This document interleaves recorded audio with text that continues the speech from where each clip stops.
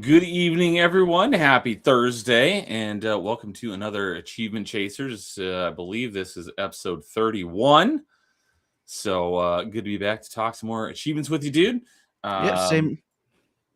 And Even though I don't have much compared to you. So I don't have as much as I have been the last few months. But I do have more than you to talk about. But a lot, like half of the games that I have to talk about are real quick because I barely played a little bit of. So, but regardless, it's gonna be a good time. And dude's like, hey, if we are, if we haven't gone a full stream length, then we can talk about some of the big announcements and stuff that was covered over the last week in the summer game show. We talked about a little bit on Party Chat the other night, but I'd definitely happy to talk about it some more. So good to have you back and talk some more Achievement Chasers with you. Yep, definitely. Always fun to talk about achievements. So, all right. Well, since I have it sounds like I have a decent amount more to talk about. I'll go ahead and kick us off. And let's see here. I'll kind of follow my usual format from the beginning of the month to the end of the month, but one platform at a time. I'll cover 2 of the 3 platforms. I actually have 3 platforms to talk about tonight. But the first one is very brief. But I got 12 Steam achievements over the course of May. So I did want to talk about that real briefly. I got 7 in Satisfactory because I've been obsessed with that game and I've been playing it all on stream with lowest expectations on. Is it satisfying? It is very satisfying. So I've been doing that with lowest expectations on Wednesdays and Fridays. We just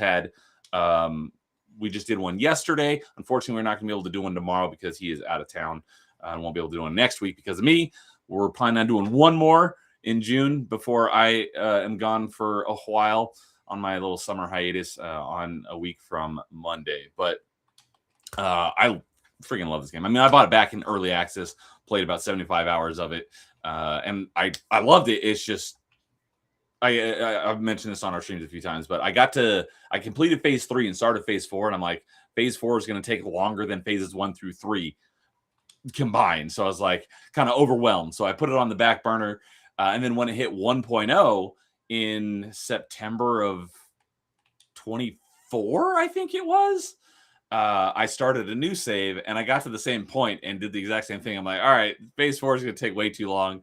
So I'm going to put it on the back burner. And then a couple months ago, Lois is like, dude, we should play Satisfactory on stream. And it's like, all right, let's do it. So I've been doing that on stream. We've been having a blast with it. You didn't reach out to me.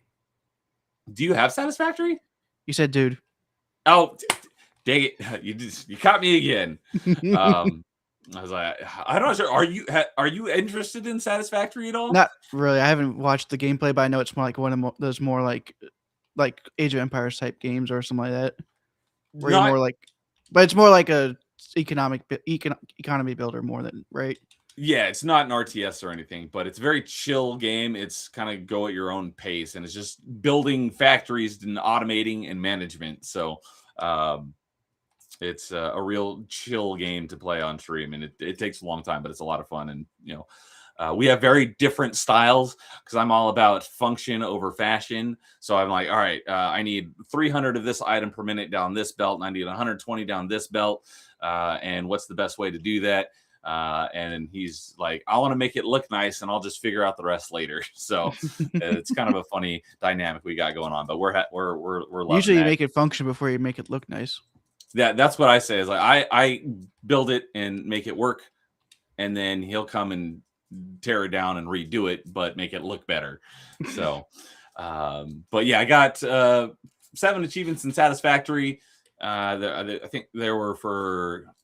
I think I got the achievement for getting 150 Mercer spheres. There's an achievement for getting 50 summer sloops. I got that one. Laying 5 kilometers of train track. I just got the achievement for laying 5,000 foundations yesterday on our stream. So just, pretty much almost all the achievements you'll get just over the course of the game. There's not really any you really have to go out of your way, except for like the very last one is for buying the golden nut statue. And that one costs 1,000 tickets from the Awesome Shop, and that is a lot. When the next highest, well, the Awesome Shop is where you go to redeem your coupons to buy more things that allow you to like customize how your things look. Like you don't ever need anything in it to beat the game, but it's not. Some of it is aesthetic stuff, but most of it is like new building parts that allow you to make your factories more efficient and look nicer. And they usually cost like 5, maybe 10 tickets, and then this one is 1,000 tickets, and it doesn't do anything. It's just there's an achievement for, it's kind of like one of those troll achievements. Like we put the super expensive thing in here, kind of like jokingly troll with the player base, because Stardew kind of has that with the 100% achievement, because it literally asking you to do everything in one of those type of games. Yeah, and the developers have a really great reputation and dialogue with the player base, so it's like very tongue-in-cheek sort of thing. So yeah, it got 7 in Satisfactory, and then also I got my first I think it was my first story completion. It was my first ever Steam game where I got all the achievements, and that was in Subnautica, because I bought Subnautica probably back in 2024 on Steam after I'd played it dozens of times on Xbox, because I want to play it modded. So and that wasn't like to like cheat or anything. It was just like I want more stuff in the game to build and some quality of life improvements. So I bought it on Steam and played it on Steam, and I got there's like 13 achievements in the game, so it's not much. And I got 8 of them in that initial playthrough, and then I just fell off with like 4 or 5 hours left in the game, and I just put it on the back burner. So because of Subnautica 2 launching last month, I was like, you know what? I'm going to go back and finish that last like 5 or 6 hours of the game on Steam before I play Subnautica 2. So I did that, and I got the last few achievements. So now I have the 100% on Xbox and on Steam. So my first game where I have all the achievements in both the same game on both platforms. So and that similarly, Subnautica, if you just beat the game, you'll get all but one achievement, and the only other achievement you wouldn't have is not difficult, because throughout your exploring, you'll most likely find one of the eggs for the cuttlefish, and as long as you hatch it in your the alien containment unit and then release it out into the wild, you'll get that last achievement. So you'll probably get it by accident. Those are the 2 things that I did on Steam for May. There's probably a couple like that in Minecraft when you're just going around. I have all the achievements in Minecraft on Xbox, but it was in an achievement world. So yeah, if you were to do these things legit, I have no idea how to do any of this stuff. So I just go down the line, and whoever made it is like, put a little plaque with like, do this and then do this, and you'll get the achievement. A couple of them are more annoying to do legitimately, but just because of the random generation. The most annoying one that I remember was the one for just like existing for like 30 in-game days. 100 days. 100 days, and it takes like 30 hours to do. So I just idled my Xbox for 30 hours to get that achievement. So that one's the most. You have to do it in a way that you're not losing hunger. I think Peaceful does that, doesn't it? I think there's a way you can do it where you don't have to worry about hunger, because I don't remember ever having to worry about hunger in order to get that one. But I also did that one a number of years ago. So yeah, same. But I do remember. I think I've done it. I think I've done that one like 3 times now. I have a few more stacks. Actually, probably 4 times. Actually, now that I think about it, Minecraft has probably more stacks than any other game. It does. I have it. I have 100% it on Xbox, and then I also have it on iOS and Android and Windows. So I've done most of the achievements except for some of those annoying ones in those 3 stacks. So I probably have like 10 or so achievements in those other 3 stacks, and there's still like, man, there's like Windows Phone, there's Amazon Kindle, there's Amazon Fire Stick. The thing's got like 20 stacks, and a lot of them including are all the other console versions, like plus all the other console versions. Yeah, because you have 360, you have Xbox One, you have PS3, PS4, Vita. Yeah, it was on Vita. I think even Switch has achievements. Yes, Switch has Xbox achievements. So if I can get a cheap copy of it, because I'm not paying $30 for Minecraft. It'll probably go on sale one of these whenever a big update comes up or something. Another thing that annoys me is on iOS and Android. Oh wait, never mind. It wouldn't because it's now on Bedrock. I think. I can't remember. I've seen that. I don't know what that means, but I have seen Bedrock Edition. Bedrock is the one that you can play on basically any platform. Yeah. Okay. But on iOS and Android, Minecraft is $7, but on Switch it's 30. It's like, Yeah. wait, what? So I'm gonna see if I can get a secondhand physical copy off like eBay or Facebook Marketplace at some point, so I can get it for cheaper. I'm not paying $30 for Minecraft just for the achievements. But if I can, I'll do it on Switch as well. But anyways, hey, Nightmare's in chat saying evening, guys. Good evening, Nightmare.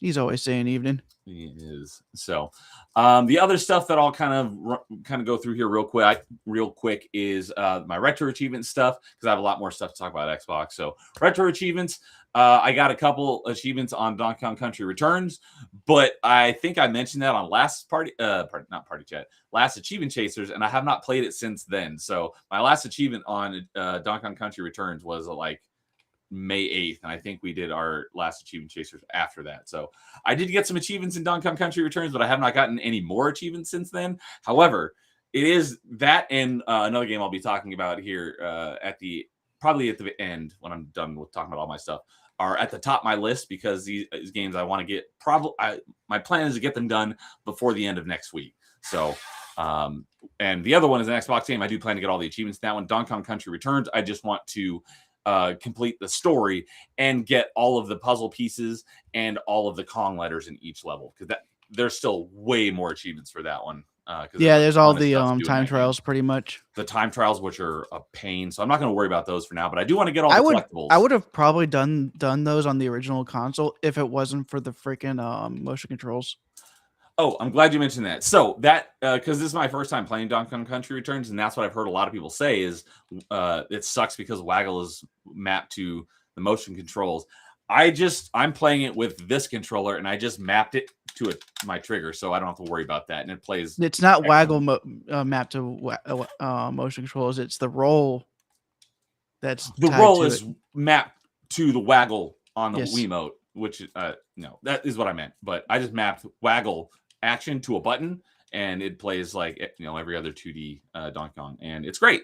So I just need to get back to it because I think I hit you up about I was having trouble. I don't remember if I mentioned this on Achievement Chasers, but what kind of put me off of it for a while was the game kept crashing at the same point. So I ignored that level and continued on with the game. Yeah, I think you said that last time. I think I did. And I got to another level where it happened, and I got to another level, a third level. I'm like, all right, this is really freaking annoying. So I had to go and figure it out. And since then, I've not had any crashes, and it was switching it to OpenGL, and that seemed to have fixed it. And that was not what it defaulted to. And I don't know. Because I remember you and Nightmare were telling me about it in chat last time. So I did mention it. But I've not had it crash. Linux, it's defaulted to OpenGL, so that's fine. Okay, so once I switched to OpenGL, it has not crashed since, so I shouldn't, knock on wood, have any trouble getting through the rest of the game and having it crash. I did have a couple crashes when I was playing through one of my games, but you usually didn't lose too much progress as long as you went back to the main menu after each run. I'll talk about later. Yeah, I didn't lose any progress except for whatever progress I made on the level I was on when it crashed. So it was just frustrating, but I haven't had any troubles with it, so I think it should be safe to make it through the rest of the game, mostly unimpeded, other than the actual in-game difficulty, which isn't too bad. The game is very flush with extra lives. So it is. The only thing that is difficult is the K level in each world, where there are no checkpoints. So if you die, that's the whole point of that level. You have to go back to the beginning, and the only way to have Diddy is if you start the level with Diddy from a different level, because you don't get any Diddy Kongs throughout the level. So those ones are definitely the most challenging, but I've beaten them all without too much difficulty. So I'm enjoying it. I just haven't gotten back to it in a while, so I need to get back to it and finish that off. But the other one, Mega Man X3 Proto Edition, I took my car into the shop, and I just had to sit there and wait. So I had my Retroid with me. This thing is freaking great, and I'm like, what's something I can play in like an hour or two? And I was like, I've done Mega Man or X1 Proto Edition, although I never, as I mentioned, I haven't finished it because I can't beat the last form of Kaiser or whatever the final form of Sigma is in Mega Man X. And I recently did Mega Man. I think Mega Man X2 Proto Edition I did last time I took my car into the shop a few months ago.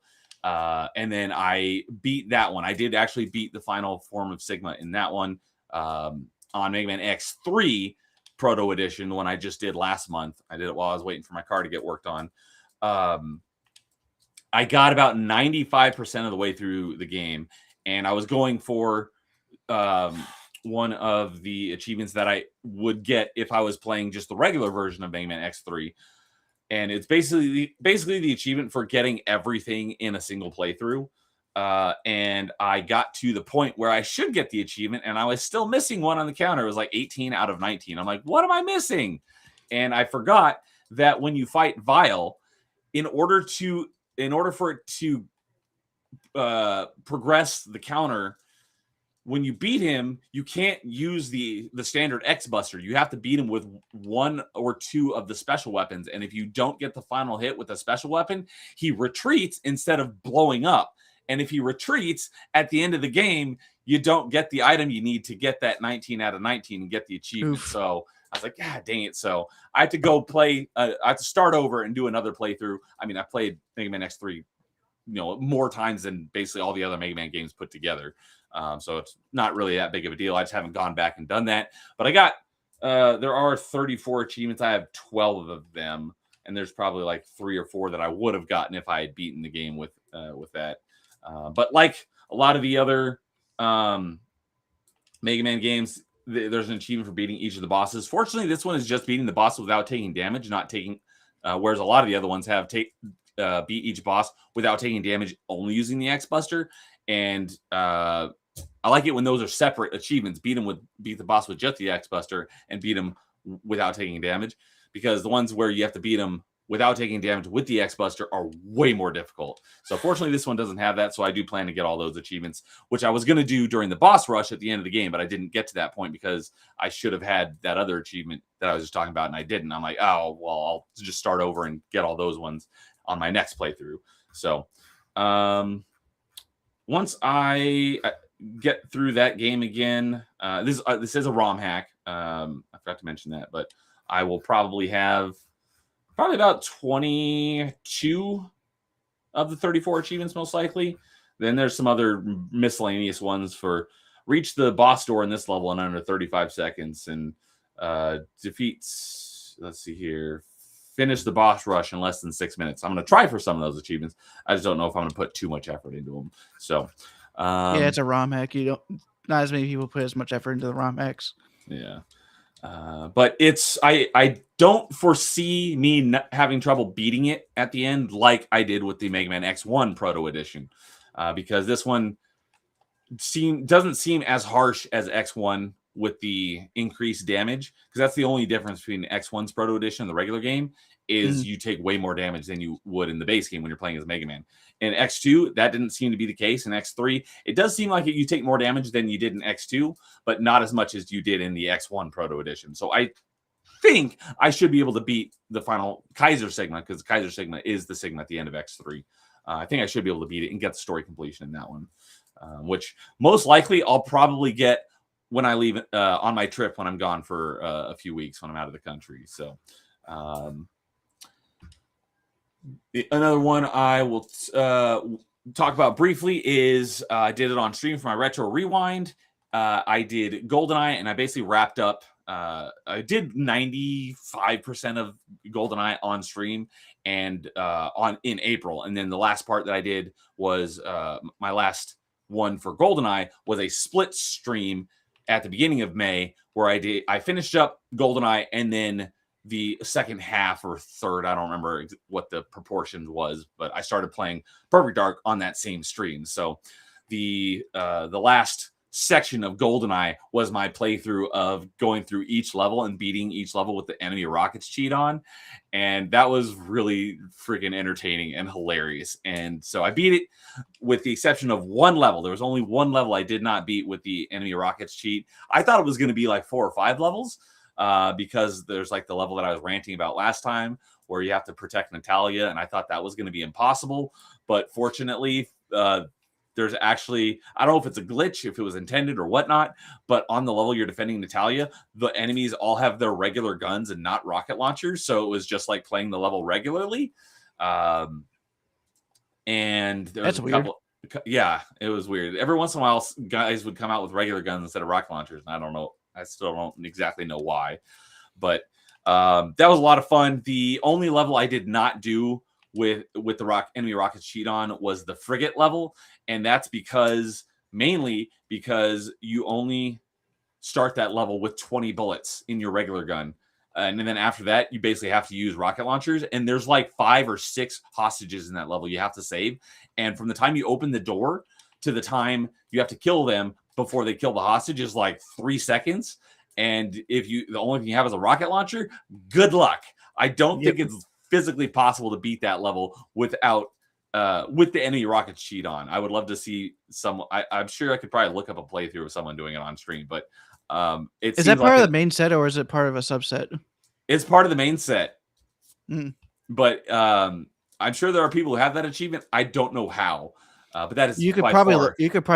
Is there anything in the comment section or is it just? I didn't look. I should probably look and see if there's any sort of exploit or something to make it easier. Because most of the other levels, you start with lots of ammo with your regular gun, so you can use your regular gun. You just have to be a little conservative with your shots, but it's only on agent difficulty, anyways.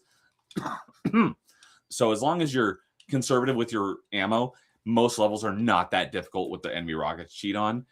There were a couple that were tricky. Like the one that did take the most amount of attempts was the archive level where you have to go into that room and rescue Natalia and get her out. Because that room you have to rescue her in has 2 guys and they both have rocket launchers. So getting in there and killing them both before they fire the rocket launcher and kill Natalia, that one took a lot of attempts. I don't remember how many attempts it took, but probably took like 7 or 8. But most levels weren't too bad, and it was a lot of fun. I'd never actually played through the game with the enemy rockets cheat on, and that was a lot of fun. So, all in all, I got, let's see here. There's like 140 achievements in GoldenEye, and I have, let's see here. How many do I have? I have 85 of the 141. So I got 60%. Go for the full completion. The next set of achievements I would get when I go back and play through it is because I played through on Agent and Secret Agent. I didn't play through on Perfect Agent. 00 Agent. Perfect Agent is Perfect Dark. So and they don't stack, so you have to play on each difficulty to get each achievement. So basically what I did when I was on stream is I beat the level on Agent, and then I beat the same level on Secret Agent before I moved on to the next level. So when I get back to playing it, I'm going to play through it and beat it on 00 Agent, and then I'll get a good chunk of additional achievements. And then there's just a bunch of just random achievements for like these. There are achievements for each of the cheats, and I got about half of them.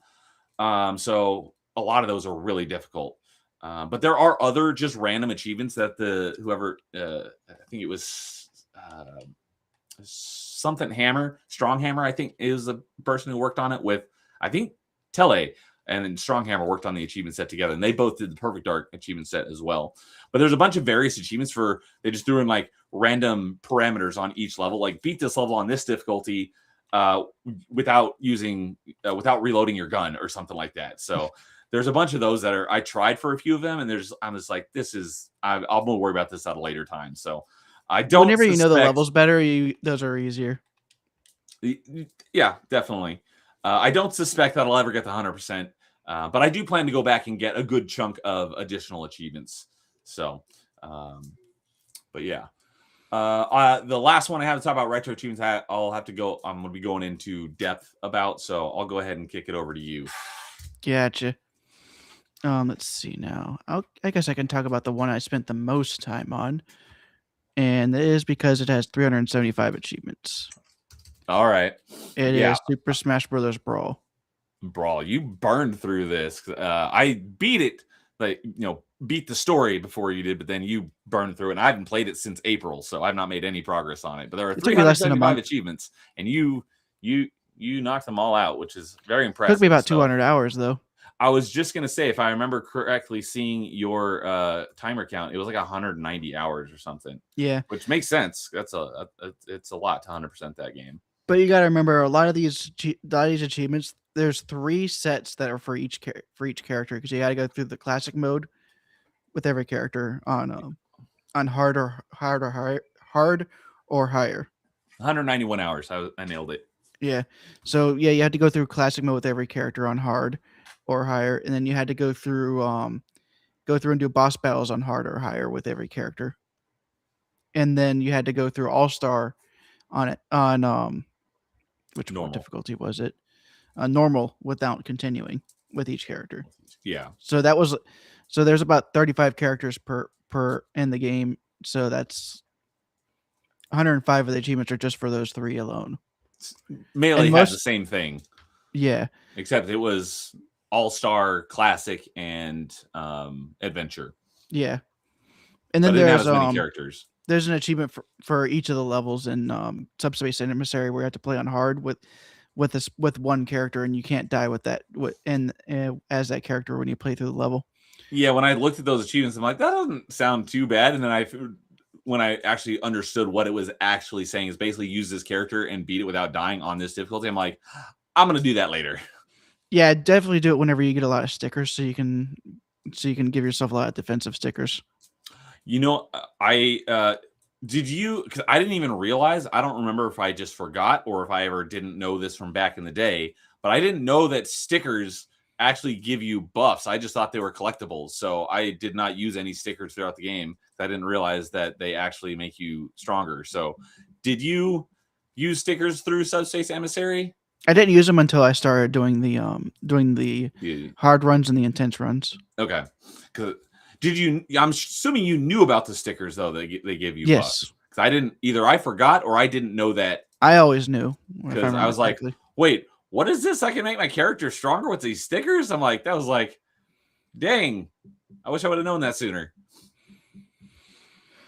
But yeah, other than that, pretty much you had to go through every single. And there's also the event mode where you had to go through all 41 events on at least hard. But there was challenges on specific ones. Like, let me look through them. Like a couple of them, there was a specific one. Like you had to beat event 2 with getting at least 5 kills. Let's see now. Like event 2 was that. Event 5, you had to clear it on hard with knocking out each enemy stock with a different Pokemon. I think that one's like Pokemon Trainer versus Pokemon Trainer. So you pretty much had to make it so you always, every time you knocked out your opponent's Pokemon, you would use a different Pokemon for the next one. Whenever you knocked it out, you could still use the Pokemon that you've used to knock out another Pokemon to weaken it, but then you can switch over because it's like Sheik, where you just use one of the special moves and then it'll switch. And then, of course, just going through event 9, you have to beat it after the giant Donkey Kong spawns in. So the easy way to beat it is to defeat the 2 Diddy Kongs before Donkey Kong hops in. But you have to beat it after Donkey Kong spawns in, and he is super big, and he can pretty much knock you off the map within like 1 or 2 hits because of the handicap. Yeah. Pretty much that's the gist of it. Like the last event where you fight against a giant Mario, Sonic, and Snake, you had to beat it as Sonic or Snake. So hopefully you're good with one of those 2 characters. I am not. I hate playing as Snake. I hate his playstyle. I'd probably do that one with Sonic. But the thing is though, it's that the Mario is the problem, not the other 2. Because he's giant, he can knock you out. He's like Giga Bowser from the 51 in Melee. Okay. And then there's also a bunch of achievements for home run contests, which I did all those. That's my favorite mode in like all the Smash Bros. I love that. Definitely. And then all of the target tests, which I completed all of the target test achievements on the first 2 target tests, 1 and 2. And then those times are actually not that bad whenever you actually get down to it. The combined times. Yeah. That so there's an achievement for just beating target tests with every character, and then there's an achievement for beating for your combined time for target test 1 under a certain time, and another achievement for completing target test 2 with every character with a combined time of under a certain amount. I did 1 and 2, and when the first time I got it done with all characters on target test 1, I was only like 10 seconds or so over the time limit, so that wasn't too bad. And then on target test 2, I think the first time I I finished it off with my last character, I was actually under the time limit. So Nice. those two were not bad. I haven't done much on target test 3, 4, or 5 yet, so I have to go back. You know what's funny? I ended up doing those last. The target tests? Yeah. Some of them seem like I need to figure out like what the best route is for 3, 4, and 5, because 1 and 2 are pretty easy to figure out. There's but 3, 4, and 5 on YouTube get a bit trickier. So what was that? There's videos on YouTube you can find for those. Yeah, exactly. So since you've beaten it, because I think I went on a little bit of a rant on this last Achievement Chasers, because I had just beaten the story mode, and it took me like 5 or 6 attempts with my best character to beat boss modes on the easiest difficulty. How the heck do you do boss battles on hard with literally any character? Is there you just get really good at dodging Taboo's attacks? That's the only one that's really hard for all of them. Once you figure out how to dodge his when he goes in the background, he just sends out the radio wave. You have to get good at dodging that. I pretty much got to a point where I was able to do the spot dodge, doing it, getting out of the way. Yeah, because that guy is such one of the most cheating bosses ever. Like both the Ridleys are easy to dodge all the moves, even with Ganondorf, because they're so well telegraphed. Yeah. Rayquaza, for some characters, he's easy to dodge most of the attacks, but some of the slower characters is a pain. Porky is a real pain to try and dodge attacks. Yeah, that's the kid in the like the mech suit thing. Yeah, he's from Mother. I figured he was from Ness. He was in the Ness and Lucas universe. Yeah. But yeah, I have not got any of those because it took me a lot of blood, sweat, and tears. So to speak. P.D. Piranha is super easy in the boss battles. Yes, he is. If you're getting hit with him, you're not doing it right. Just to beat it with my best character on easy, so I'm not looking forward to doing that one. Once you figure out the bosses, they're not so bad. And Gallium is actually an easy boss fight. That's the big robot. That's the normal robot. Then you have the Duon, which is the two-headed robot. That one's a bit more of a pain. I remember the name. I don't remember what it looks like off the top of my head. But it's the one that's pink and blue. I'll have to look with the wheels on the top of the halberd from Kirby. I do remember fighting on top of the halberd. What was it? D-U-O-N? Duon. D-U-O-N. Smash Bros. Okay, yes, that one. Now I remember what he looks like. He almost looks like a Pokemon with wheels. He's not a Pokemon. I know, but he kind of looks like one. He reminds me. I think he does. He looks more like a Digimon. Okay, yeah, I would totally agree with that. So, yeah, so you 100%ed it, got all 375 achievements, 2,000. The biggest problem though points, is the 191 hours. What was the hardest part? The hardest part was probably just going through the monotony of going through all the modes with every character. It just takes so long because there's so many characters. Yes. And I know it's going to happen whenever Smash Brothers for 3DS and Wii U come out too. It's going to be just as bad. When that happens, that'll be my first time playing both of those. It won't be my first time, but it'll be my first time trying to go for the full completion. Yeah. Okay. But most of the achievements on this were mainly just related to just unlocking all the challenge board achievements. Yeah, the challenge boards. I did do that on my copy. I know back in the day. At least I'm pretty sure I did. I'll have to boot up my copy and take a look and see. Did I clear all those? Did you use any of the golden hammers? I did not use a single golden hammer. Ooh, that's impressive. Well, here's the thing though. Even if you use the golden hammer, you wouldn't have gotten the achievement for that one challenge. Anyways, I thought there was. No, not for the challenge for getting all of them, but I'm talking about the achievement tied to that challenge specifically.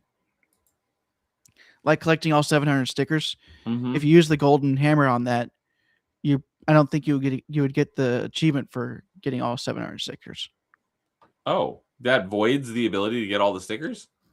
No, it doesn't void it, but it just makes it so that whenever you unlock it, you'll unlock the achievement for getting all the challenge board achievements, the achievement for completing all 128 challenges, but you won't get the achievement for collecting all the stickers. You have to then still go and get all the stickers.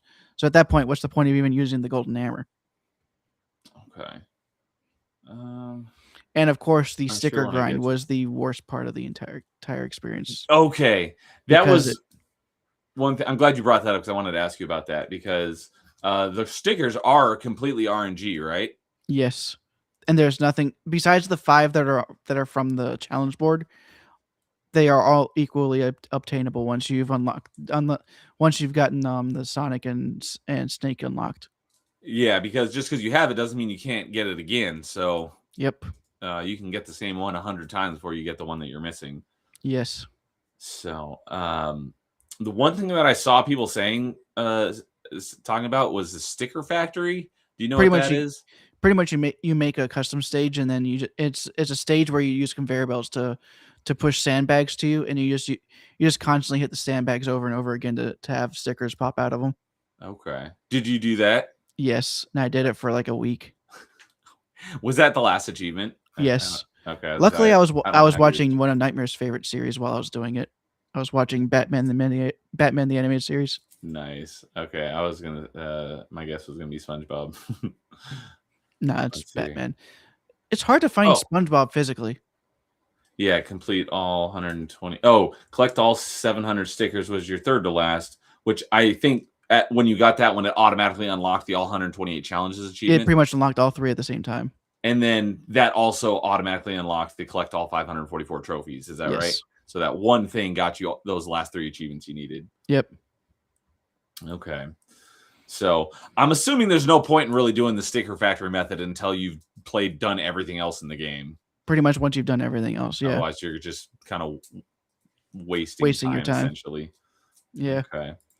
So, one thing I was going to ask you about, because there's an achievement for getting 100% in Subspace Emissary. You can do that on any difficulty, right? Yeah, you don't have to do it on hard or any other difficulty. Because I don't remember. That's just finding all the secrets in the Subspace Emissary. It's not really doing anything else. Okay. I was gonna go for that, and then I'm like, I don't know what that entails, so I'll figure it out later. So you have to find all. They have the golden boxes for you to have. That whenever you break open, they almost always have like a trophy sticker or song. And you just got to find all of those. You just got to find all of those pretty much. A couple of them are well hidden, but other than that, is there anything in games that like once you've beaten it, like, hey, here's where everything you're missing is, or you just got to figure it out? If you look on the map for the for Subspace Emissary, the ones you've completed have like a crown type to them. That's right. The ones that you haven't found everything only have a flag. Yeah, flag means you've beaten it, but the crown means you've gotten everything. So yep. You can know what levels have stuff you've missed, but nothing in the level that tells you where what you're missing is. I think 3 of them. It's because there's a hidden character in them. Okay, but so I'm assuming it's always the same spot, right? Until you've beaten the final boss. But it's always in the same spot. It doesn't like move around, right? No. So you could potentially look up a guide on where all the hidden items are. Yep. Okay. So I want to say I got like to 95%. I'll have to boot it up and take a look. I don't remember what my percentage was, but I'm pretty sure I got pretty close. It won't take you long. But this is definitely a game that takes a lot less time to talk about than to actually complete. Yeah. So, all right. Any and there is a trick to doing the combo score if you don't want to just use 3 Bowsers on high gravity and just using Kirby. You could also just, for different characters, just pull out a bunch of the smart bombs. That's exactly what I did. And use those to hit them. And then just whenever you do it with one character, do it with the next. Yep. I think I averaged about 150 hits by doing that per character. Hold on, because there is a leaderboard for the maximum amount of hits. Oh, is there? Yes. Okay, you pull that up. I'm gonna look for Kirby. Because I didn't realize there was a leaderboard for that. The other thing was there is play 200, 300 brawls. I think there's even one for 500 brawls. Of course, there's a guy in the leaderboards is named Kirby. So that makes it a bit more painful to look for. Dude, Control F. Yeah, I did Control F. So, but yeah, 500 brawls is easy, just annoying in times because you just set it to like one stock and easy kills, and you can burn through them. But it just, kind of a grind. I heard because there's an achievement for what is it for playing like 24 hours of brawls or 50 hours or something like that. Did you do the idle multi method? I pretty much did that, yeah. So from what I heard is the more characters you have, every character you add, it cuts the time in half. So if you idle the combo I got with Kirby was 795. Holy shnikes! And that's just by holding the A button. Oh, just by holding it because it is really fast punch attack. Yeah, and if you do it with 3 Bowsers with high gravity, they don't go anywhere. Okay, that makes sense. Let me see. I'm gonna see if I can. I think there's a way you can order leaderboards by where you are on them. I'm gonna see where my highest is. Okay, so the time one though, you just basically add 3 other characters in and just kind of idle it and let it run. Oh, hey, I'm number 1 on one of them. Instead of 50 hours, it takes what's 50 divided by 4, whatever that is. It takes that amount of time. So a lot easier than just letting it sit there for 50 hours. What leaderboard are you number 1 on? The 100-man brawl for King Dedede. Nice. I got it in 243. 243. Okay. Nice. And then I got 3rd on the endless brawl for Meta Knight because I got 167 with him. Nice. No, that's not what I wanted. I got 5th on the boss battle speed run for Mario. I got 7th for Mario's Target Smash 1. That's actually pretty cool. Let's see here. There was Cruel Brawl. There's an achievement. Yeah, and that's because it's also on the challenge board. You have to kill 10 as one character. There's 5 kills in Cruel Brawl and 10 kills in Cruel Brawl. That's tough to say. By the way, that has to be done in one run. Yeah, in one run, not cumulative, which is annoying because it should be cumulative or specify that it has to be in one character. But here's the thing, though. That's on the original developers because that's how they worded it. Oh, okay. They could have clarified it though. What character did you use? I think I used Jigglypuff because you can use her. She's easiest to go under the stage, so you can kind of move. You can kind of jump away from the stage for a moment so that they just try to jump and try to get you, but then you can just try and go under the stage, and that messes most of them up. So I tried that method with Kirby, and I didn't get any kills. I think the most I got was like 2. Cruel Brawl is stupid hard. Yeah, it is stupid. Let's see here. Okay, I found the way to order it by best, and I didn't realize that was an option. So my best is number 3 on the Endless Brawl for Ike with 183 because Ike is my main. Gotcha. And then I just use Meta Knight because I know he's overpowered. Interesting. So I was talking about how I only beat boss battles with one character, and that was with Ike. And I'm 4th on that leaderboard for boss battles. Probably because you do it on the easy difficulty, so you can do it quickly. Well, I didn't do it for quick. I didn't even know there was a leaderboard for it. I just did it on easy because I wanted to say that I beat it and see how, if it's this difficult on easy, how the heck difficult is it going to be on hard? So I was 4th in that one with 3 minutes and 53. But let's see here. Obtain the highest combo you can as Mr. Game & Watch for number 7 with 133. But that was just using the spawning a bunch of bombs. So.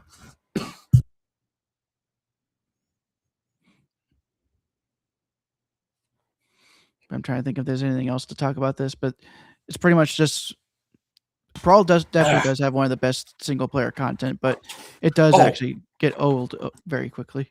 Yeah, I think we talked about it last month, but it just further reinforced that Brawl is my favorite, and I love Subspace Emissary. It's the best campaign of any Smash Bros. But I haven't played Smash 4, but I've heard it's not great.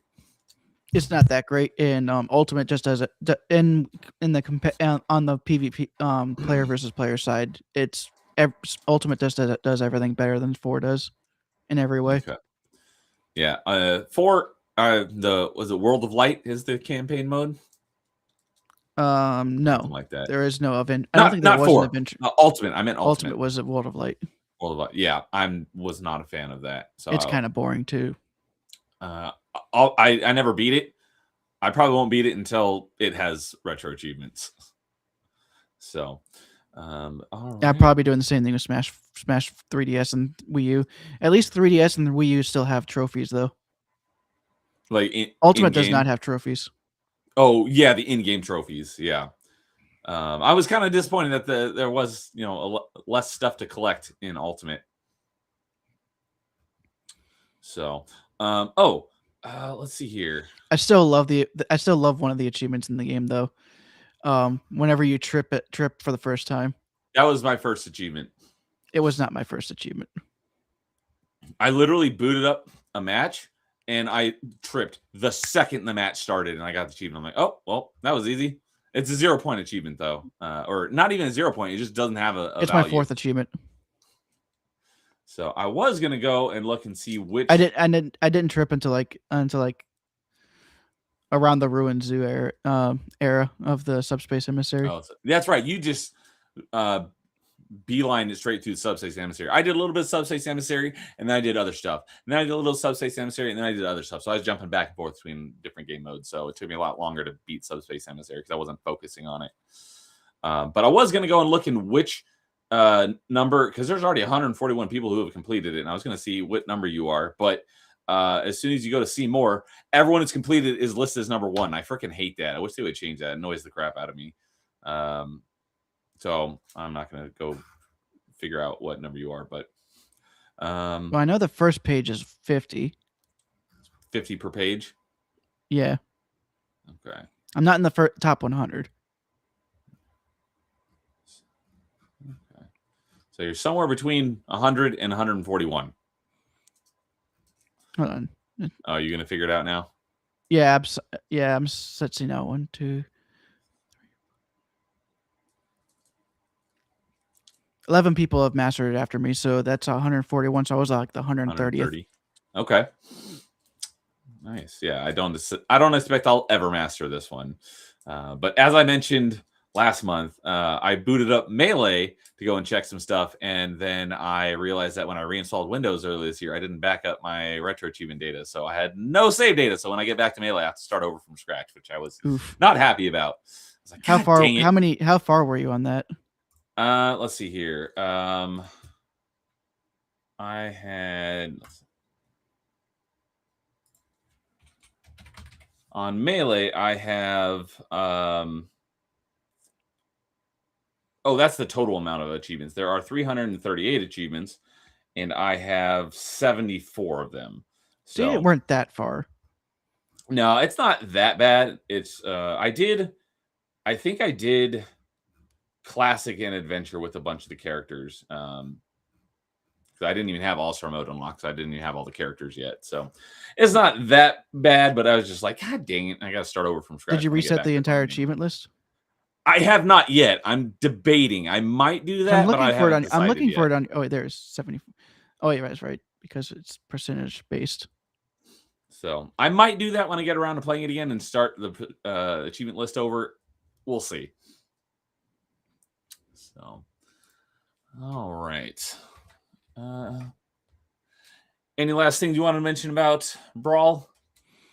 Not that I can think of. All right. Well, then I will go into my last retro achievement, and that is the superior first-person shooter on the N64. And that was, as I alluded to earlier, I followed up GoldenEye with Perfect Dark, and that was the part. I was about to say it's Turok. I do like that game, and I will play that at some point for retro achievements. I haven't gotten around to it yet, but I do plan to play all 3 Turoks on N64 and all 3 Turoks, the Night Dive versions on Xbox at some point. But this kind of came around mainly due to your prompting, because you're like, hey, you should play some more N64 games, because before last month, the only N64 games I played for retro achievements was Ocarina of Time and Majora's Mask.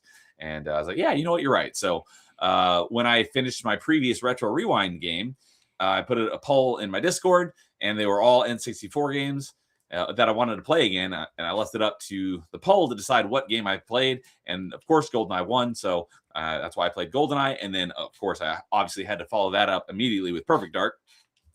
And it just further proved that it is better than GoldenEye in every way. And as I was going through the game, I was pointing out everything that was better about Perfect Dark than GoldenEye, making like a mental checklist sort of. I'm like, all right, point 1, point 2, and I think it got to like 33 points on why Perfect Dark is better than GoldenEye. And so Lois gave me the idea. Is like, hey, you should write those ideas down and actually make a video about it and do a video on your channel for why all the reasons that Perfect Dark is better than GoldenEye. So I was like, you know what, I am going to do that. So hopefully before the end of the summer, I will do that. I went back and started rewatching the stream and writing down all the things that I said. So I haven't finished rewatching all of my streams, but I'm going to write down all those things, and then I'm going to actually capture a lot of in-game footage from both games. I'm going to edit it together and I'll make a video out of it. It's probably going to take a while to put that video together because it's going to be a lot of editing. But I was like, you know what? That's a great idea, and it's something I'm passionate about. So I'm going to make a video about all the reasons why Perfect Dark is better than GoldenEye. Then every time you have every time you and Ryan argue, you can always just point to the video and be like, "Go watch my video. I made a video on it." So thanks to Lois for giving me that idea, and thanks to you for telling me I need to play more N64 games, and thanks to everyone who voted in my Discord poll on getting me to replay GoldenEye, which I really enjoyed because I love GoldenEye, and then I even more so enjoyed replaying Perfect Dark again. And so, just like GoldenEye, I played through it just like GoldenEye, I played through Perfect Dark, beating each level on Agent, and then I beat it on Special Agent, because on GoldenEye and Perfect Dark, the first difficulty is Agent, and then on GoldenEye, the second difficulty is Secret Agent, but on Perfect Dark, it's Special Agent. And then on GoldenEye, the hardest difficulty is 00 Agent, and then on Perfect Dark, the hardest difficulty is Perfect Agent. So I did the same thing though. I played it on Agent and then Special Agent and then moved on to the next level. However, there is one of the points on why Perfect Dark is better than GoldenEye is there is a hub world essentially, and you can kind of wander around and do a bunch of things in between missions in your home base essentially. And one of them is a target range, and each gun you get in the game, with the exception of there's like 1 or 2 guns that aren't in the target range. But there is a bronze, silver, and gold ranking with each one. There's an achievement there's actually like 4 or 5 achievements for getting gold on all of them. And the achievement is, for the most part, a similar series of guns grouped together. So one of the achievements was for getting gold with all the pistols, and then another one was like getting gold with all of the like automatic rifles and stuff. And another one was like get gold with all of the explosives, so like the different types of mines and the grenades and stuff. So there's like 5 or 6 achievements for getting gold on all of them. So I had done that back in the day, and I did, all of my playthrough of Perfect Dark was on stream, so you can go back and watch it. And I got all those achievements, so I did get gold on all of them again. So one of the other things I mentioned, or I forgot to mention, was that just like on GoldenEye, once you beat the game every level on Agent, you unlock a special level. And then just like GoldenEye, when you beat every level on Special Agent, you unlock an additional level. And so I unlocked those first 2. And then there's also a special level you unlock for beating all levels on Perfect Agent or 00 Agent GoldenEye. I've not unlocked that one on either of them yet. But I was trying to make it a point to figure out exactly what the unlock criteria was for Perfect Dark. Has a 4th hidden mission. And it's either getting at least bronze with every weapon in the shooting range or get gold with every weapon. I was going to check and I forgot to check, and I haven't Googled it, but I got gold with all the weapons. So I unlocked the 4th mission, bonus mission, and it's just called the Duel. And it's like, it's actually the very last achievement I got in the game on stream before I stopped playing it off on stream. But the Duel is on Agent. It plays out exactly like a duel. You start out you're back to back, and you walk away from each other, and you turn around and try to shoot the other person first, and it's basically a one-shot kill. And on Agent, you have one target, but even on Agent, the Agent difficulty guy is like died 8 times. You get one that will kill you, but he is stupid fast. He is way better than any of the enemies you fight throughout the game on the actual Agent difficulty. So when you play it on Special Agent, you fight that same guy, but when you defeat him, you move on to the next enemy, and it's basically round based. So the next enemy is he's actually the easiest one because he will never kill you with his gun, which I found out someone in chat who was watching me play let me know this. He's like, the only way he can kill you is by punching you. He will never ever hit you with bullets. And I was like, oh, well, that's good to know. So he's actually the easiest one. And when you beat him, the third guy, similarly, you start back to back and you walk and then turn and try to get the kill. So on Perfect Agent, then you have to fight all three of them. And so there's an achievement for beating the level on each of the difficulties, just like there's an achievement for beating each level on each of the difficulties. So there's 3 achievements per level, just like in GoldenEye, because the achievement set was written by the same people, same 2 guys as GoldenEye. So the achievement set is very, very similar. The only thing is that Perfect Dark did not have an achievement for each level for beating it with enemy rockets like GoldenEye did, which I kind of was hoping that it did because that was a lot of fun. I would have been happy to do that again on Perfect Dark, but there was no achievement for that, so I didn't do it. But the last achievement I got, and that was basically where I ended my stream because like that was a great spot to end the stream, is there's an achievement for beating the duel, that level I was just talking about, on Perfect Agent. So you have to do all 3 rounds. And the parameter is you have to beat all 3 rounds in under 25 seconds. And you also have to kill each of the 3 targets with a headshot. So that one took probably like 20 so attempts, but I did get the achievement. And that was a lot of fun getting that one. And I was like, you know what, I'll give it like a couple more tries. And then I was like, you know what, I think I'm getting really close to figure out like what the strategy is. And so I got that achievement, and that was I really enjoyed doing that achievement. So all in all, the Perfect Dark similarly has a similar count of achievements as GoldenEye. GoldenEye was, I think I said 141. Perfect Dark's like 130. Let's see here. Yeah, it has 130 exactly. So I actually only have 61, so I have only 46% of the achievements. But similarly, I do plan to go back and beat it on Perfect Agent and get the achievements for beating it all on Perfect Agent. I did beat the first 2 bonus levels on Agent and Special Agent. On GoldenEye, I did not do that. I only actually beat those bonus levels on Agent because some of those bonus levels on GoldenEye are like way more difficult than anything through the main campaign. Another thing, that's kind of the whole point, isn't it? No, but like playing one of the bonus levels on Special Agent or Secret Agent on GoldenEye is like way more harder than any of the levels on that same difficulty. It's like they amp the difficulty up, but it says you're playing the same difficulty. It's like, no, this is way more harder. Like the second difficulty should be called the third difficulty because it's just way more. They amped up the difficulty, and so it is not on par with the other levels at the same difficulty. That's kind of why they're bonus levels. If it's called Special Agent, it should be the same difficulty as all the other levels at that same difficulty. So I did not like that, but anyways, Perfect Dark. I got a bunch of the.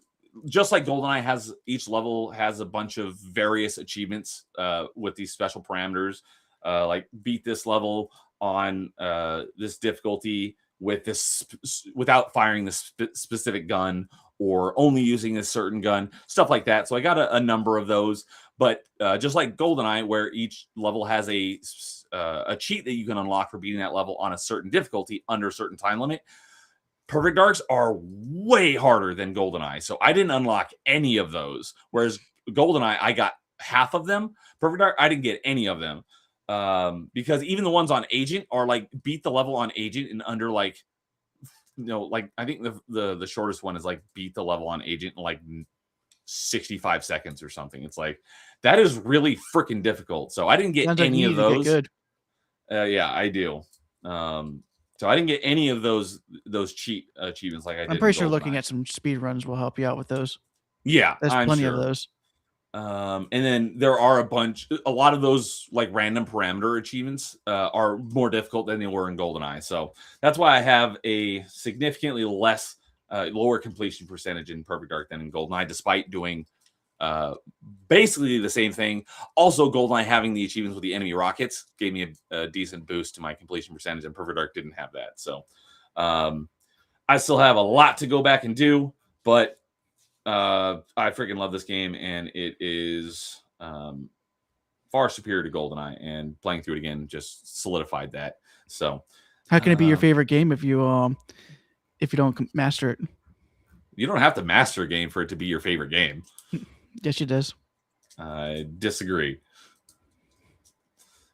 But my favorite game, Mass Effect 3, I have mastered that.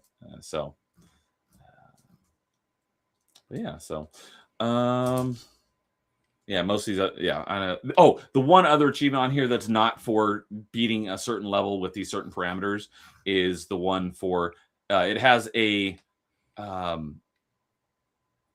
it's called the Combat Simulator, which is actually what the multiplayer mode is.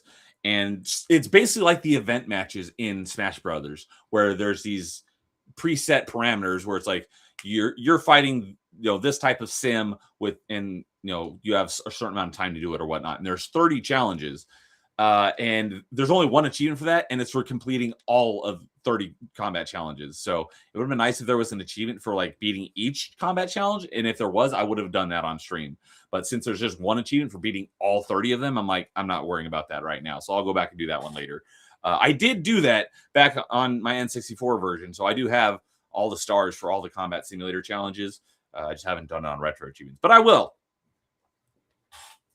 So, so that's Perfect Dark. So, you have not played Perfect Dark? I have not. Okay.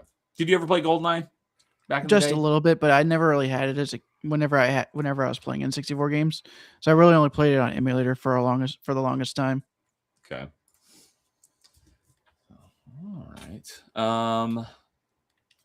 Then I think how many more do you have to talk about?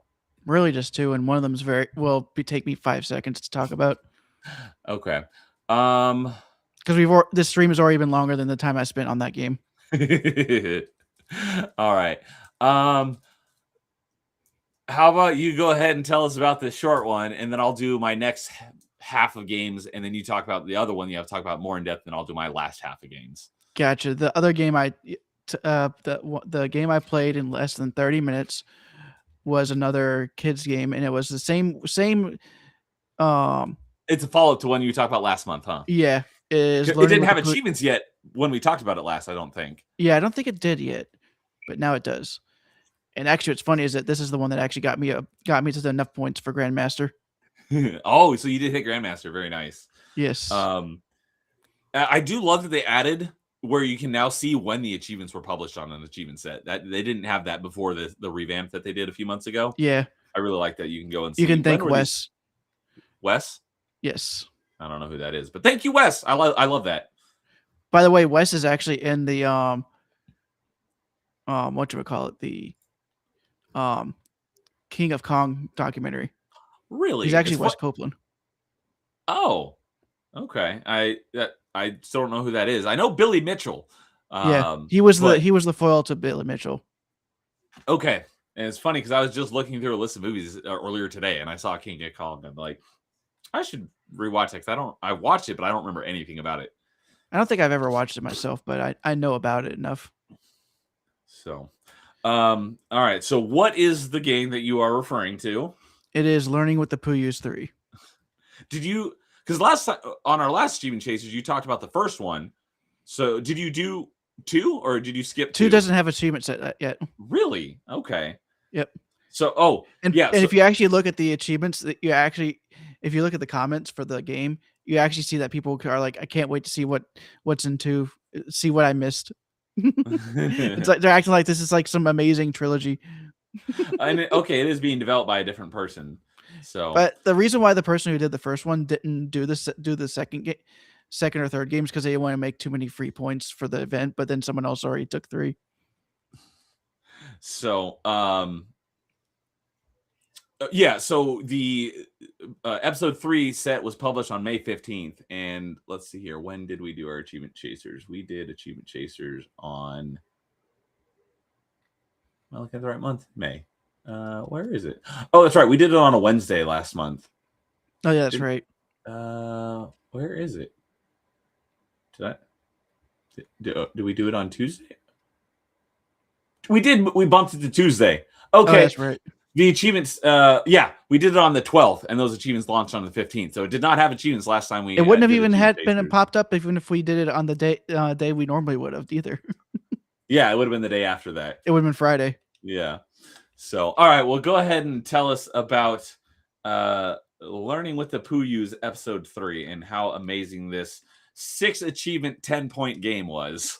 It's really meant for like 3-year-olds. It's a game for 3-year-olds, literally. Or game journalists. Yes, game journalists could actually. They might have a hard time with some of the mini games, but they have each because there's like pretty much two videos that play for it, and there's a mini game in each section.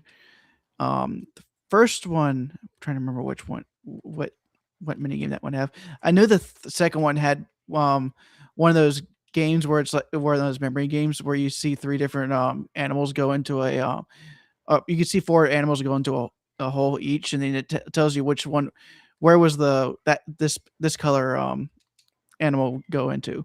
Okay. So you had to remember where all 4 animals went to remember where. I pretty much did it. I cheated in my head where I just remember the first 3, and if I heard a color I didn't remember, I'll be like, that's number 4.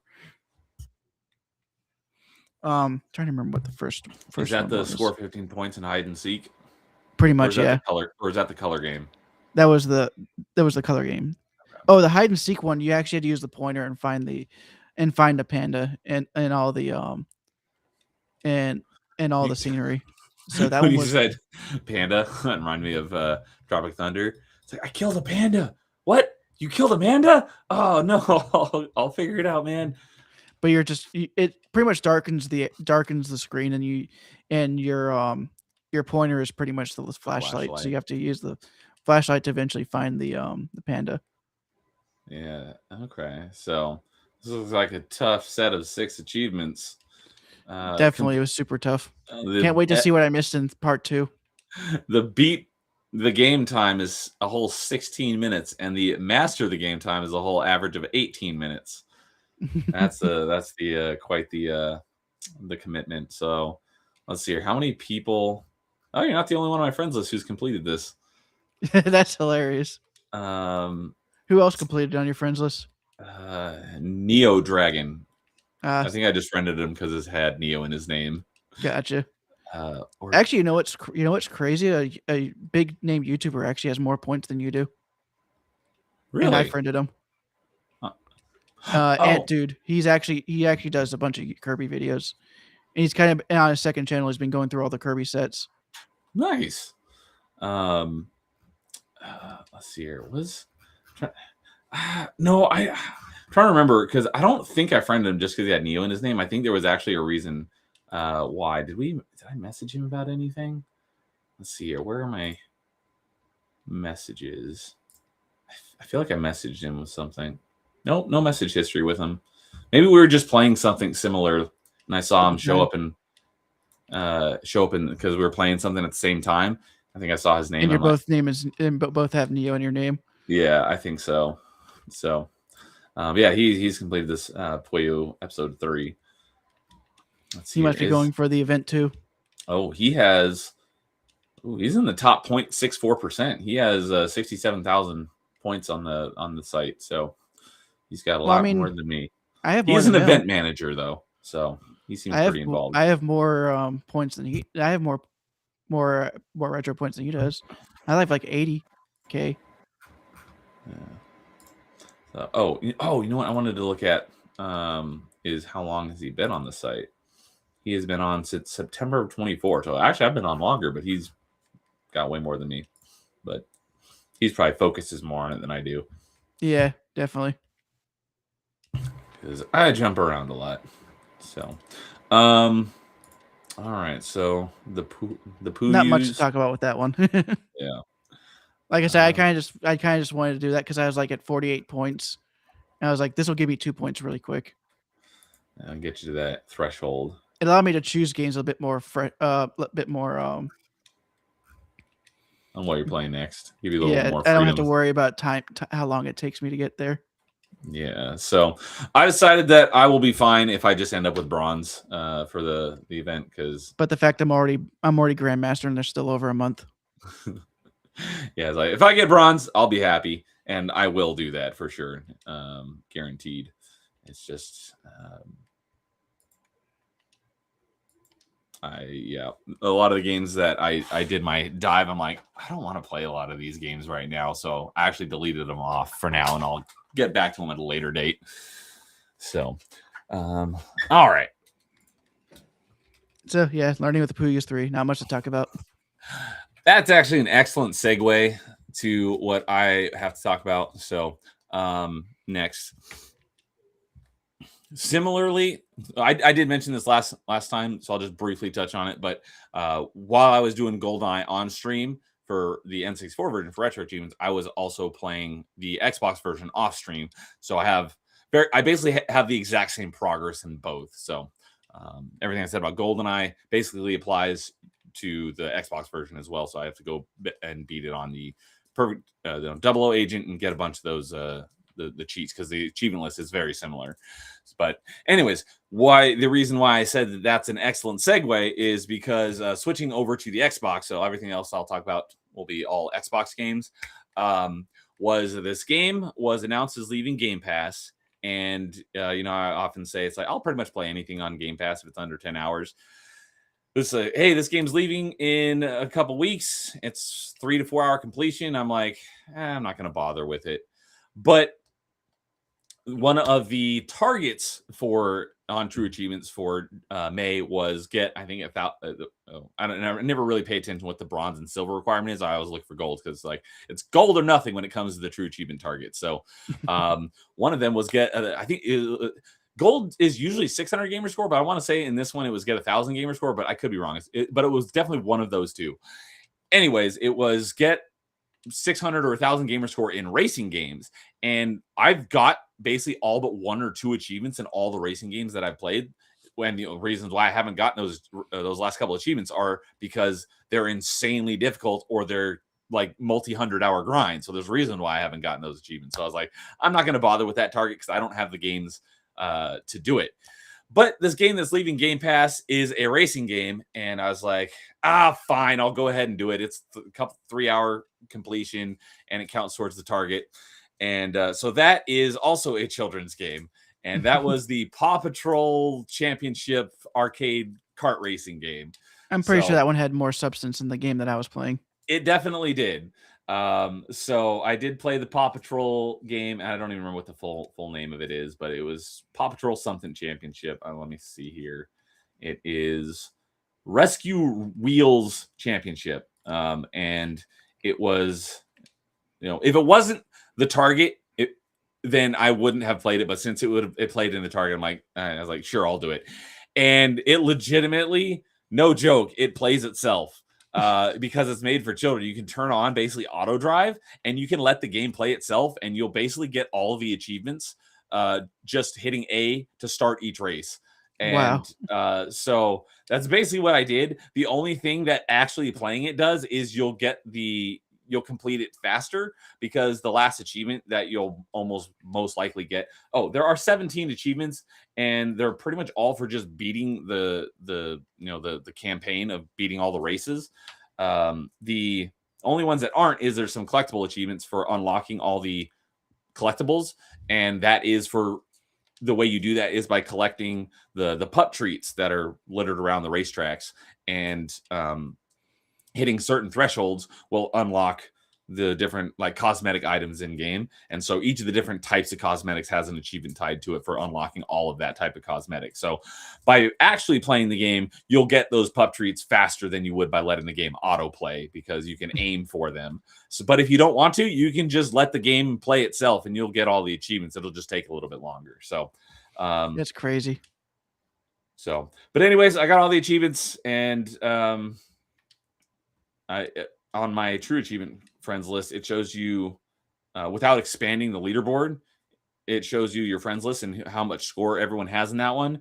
And everyone has 100% of the achievements in this game, not surprisingly. And it shows 20 people, and I'm not even in that list. So I'm below, and they're ordered by what order that the players completed them. So I'm not even in the top 20 people on my friends list. Oh, never mind. I missed my I was 17 out of my friends list to complete the game. So, but it's been, I don't know when the game came out. Let's see here. It came out in October, so it's not even that old.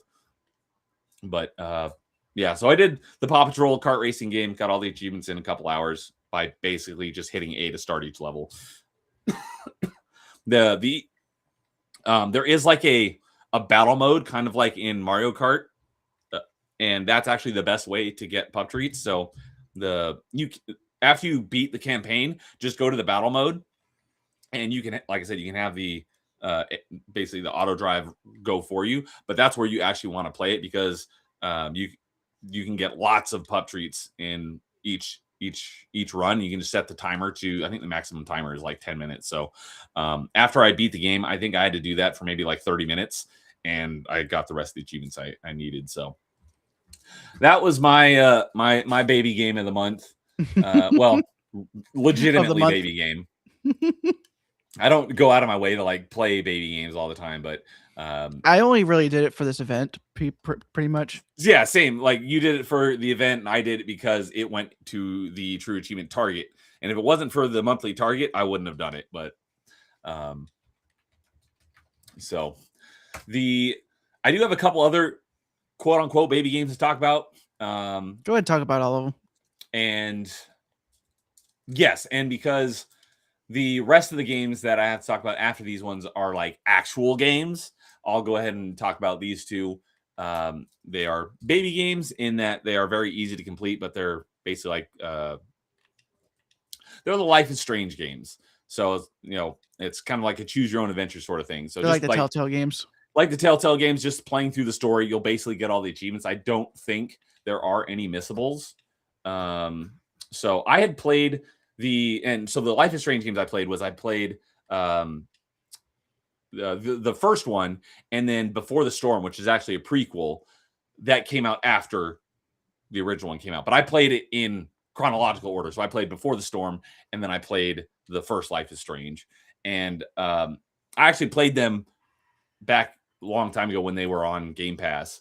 But this was the remastered versions, and I don't know if I would be able to tell a difference even if you put them side by side, because they don't really need to be remastered. But because they're not quite realistic, but they have a bit of an art style to them. Yeah, it's more realistic than the Telltale games. They have that like cell shaded art style to them, so it's more realistic than that. But it's still a very stylized. It doesn't look like it's not like going for realistic graphics or anything.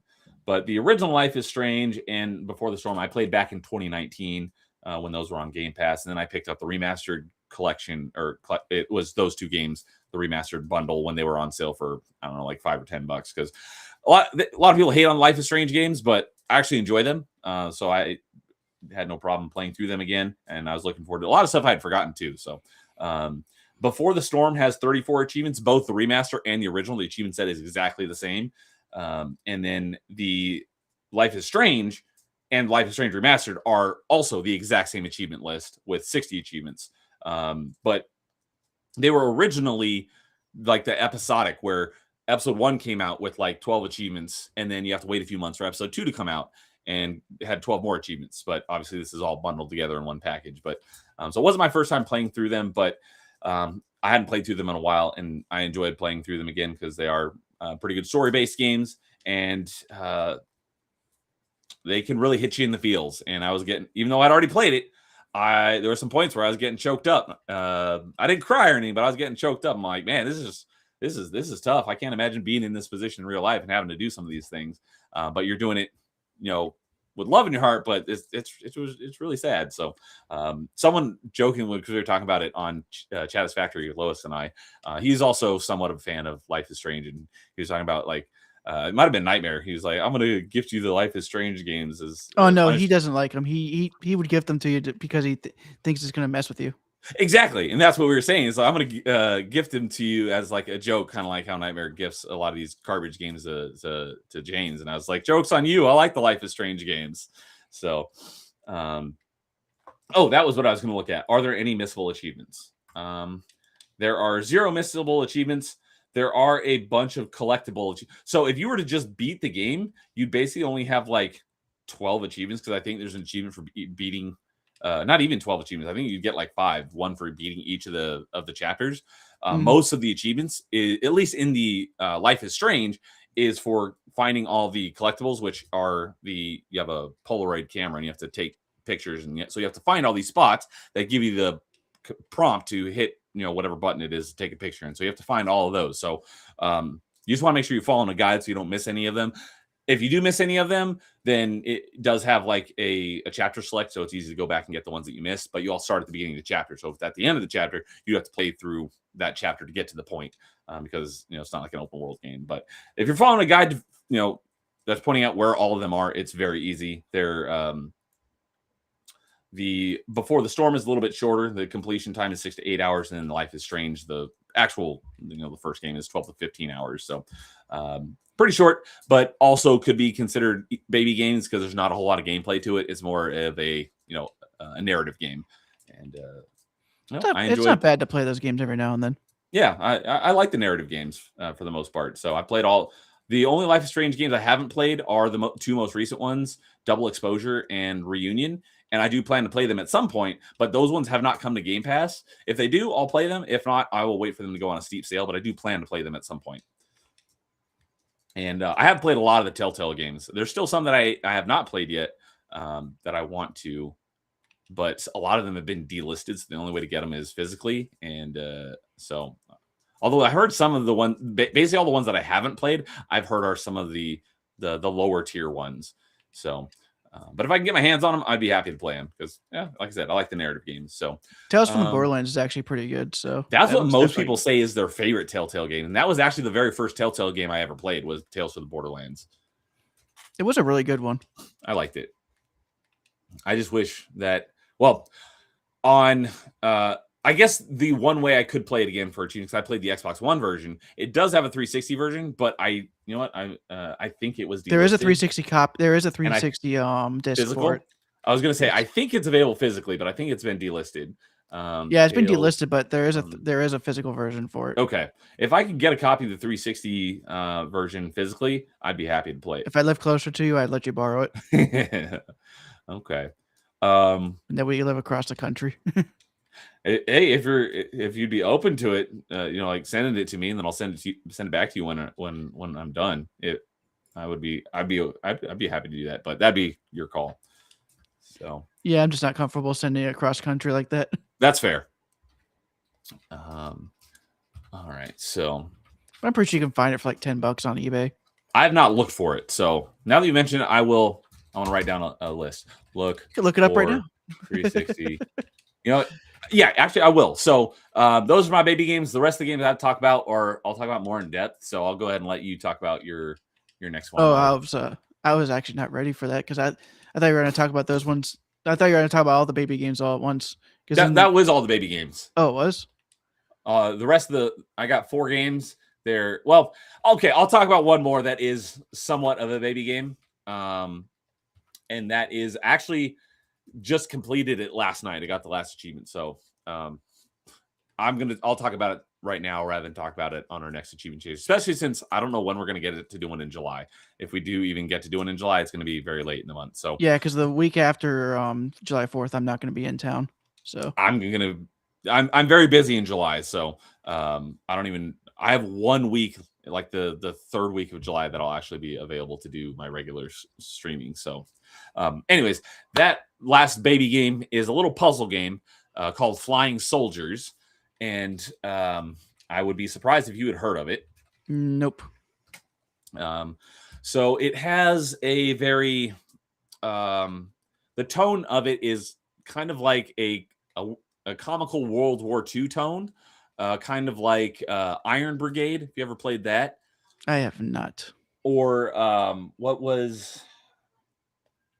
I want to say there was like some like Army Men game that was kind of similar. Has this a comical World War II tone to it. But anyways, Flying Soldiers is a puzzle game, and you basically what it is there are 45 levels in it, and it basically the achievements. There's bronze, silver, and gold medals for each level, and if you get gold medal on all the levels, you'll get all the achievements. And because the last achievement is get 45 gold medals, so you have to get gold medal on every level. And so it's just a little puzzle game where you start out. The subjects of the game are little birds, and they have little like army helmets on. and that's why it's called flying soldiers. Even though they don't actually fly, they walk. But you have this like it's like 3 lanes essentially, because it's kind of like here's the playing field essentially, and the camera's looking down on it, so it's kind of got an isometric view, and you move the camera back and forth. So they start over the left side of the screen, and you have to get all the birds to the goal line on the right end of the screen, while collecting all the gold medals and not having any of your birds get killed by the traps that are set out throughout the level. And you have to use different little things to get them around them. So you can put little barriers that will get them to move from the bottom track to the middle track, or the middle track to the top track, or vice versa, in order to avoid like spikes, or they're like, not a Venus flytrap, but like machines that are like that'll snap shut.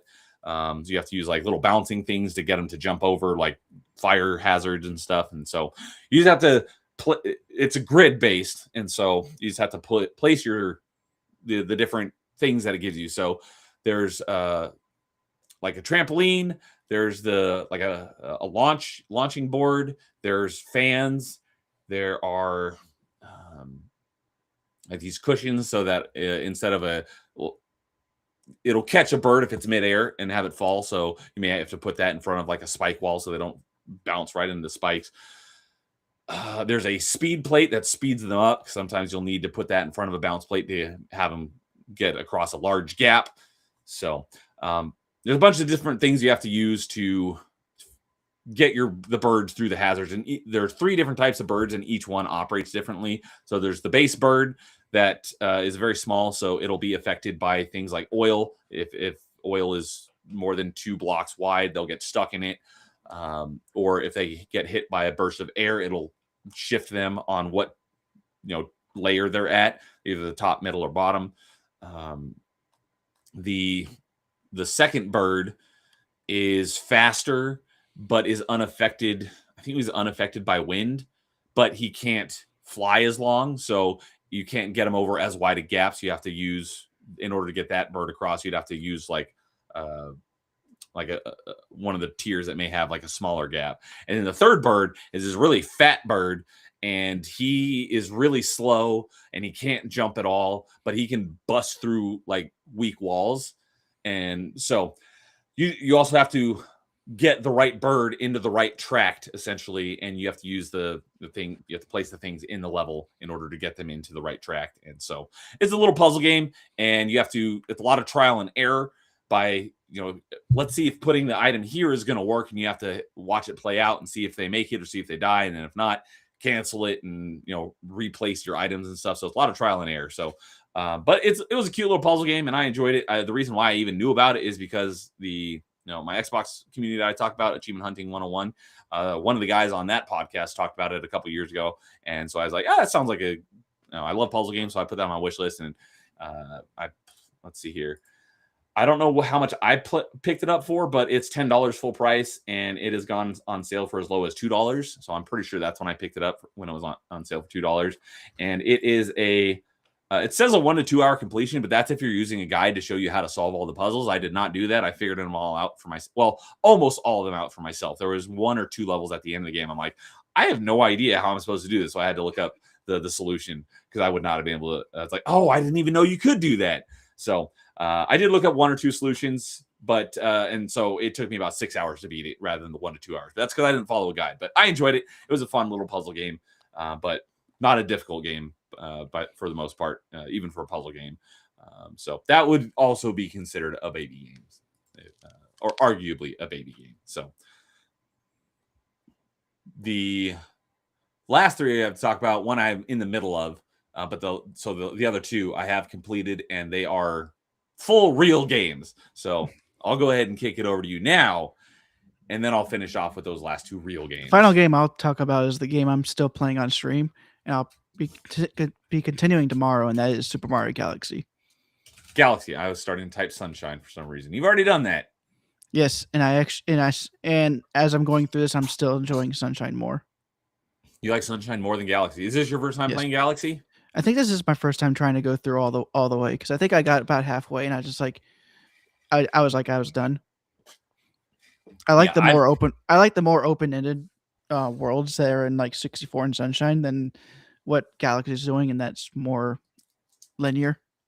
Okay. Which is weird because I'm actually wanting more linear experiences nowadays. But I think with the way 64 and Sunshine are open, it's not really like demanding.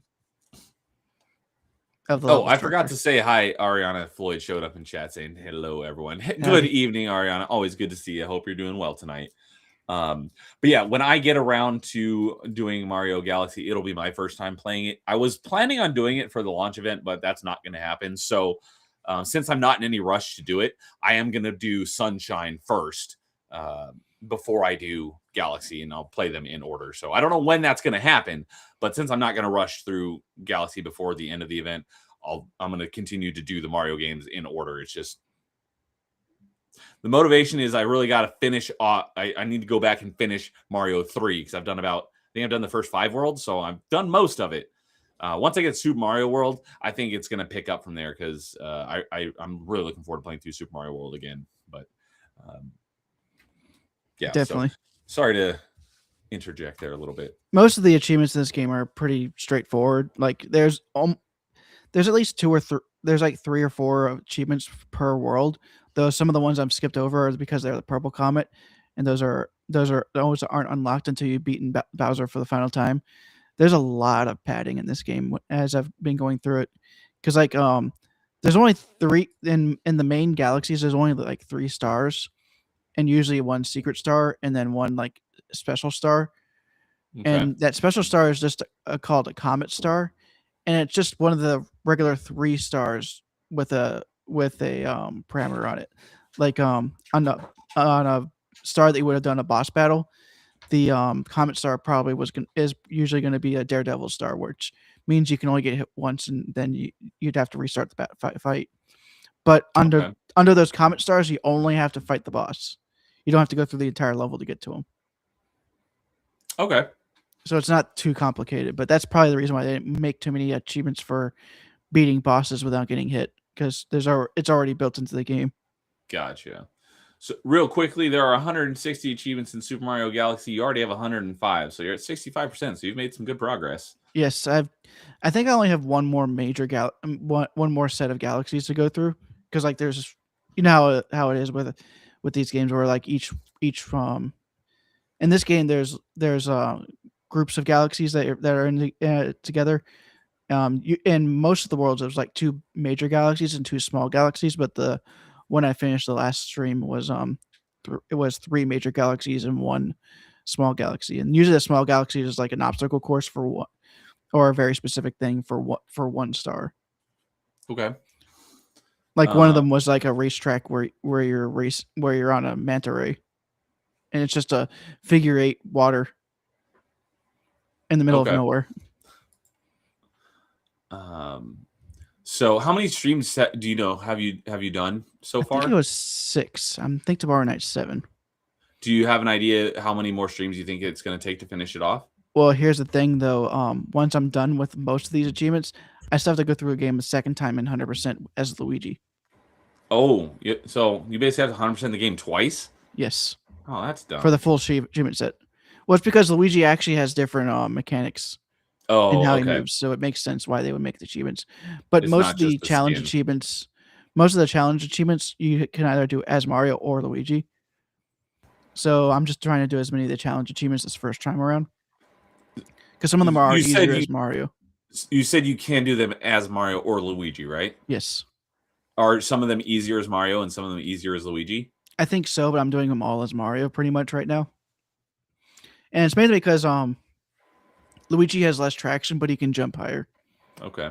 So that's pretty much what he had in like Super Mario Brothers 2.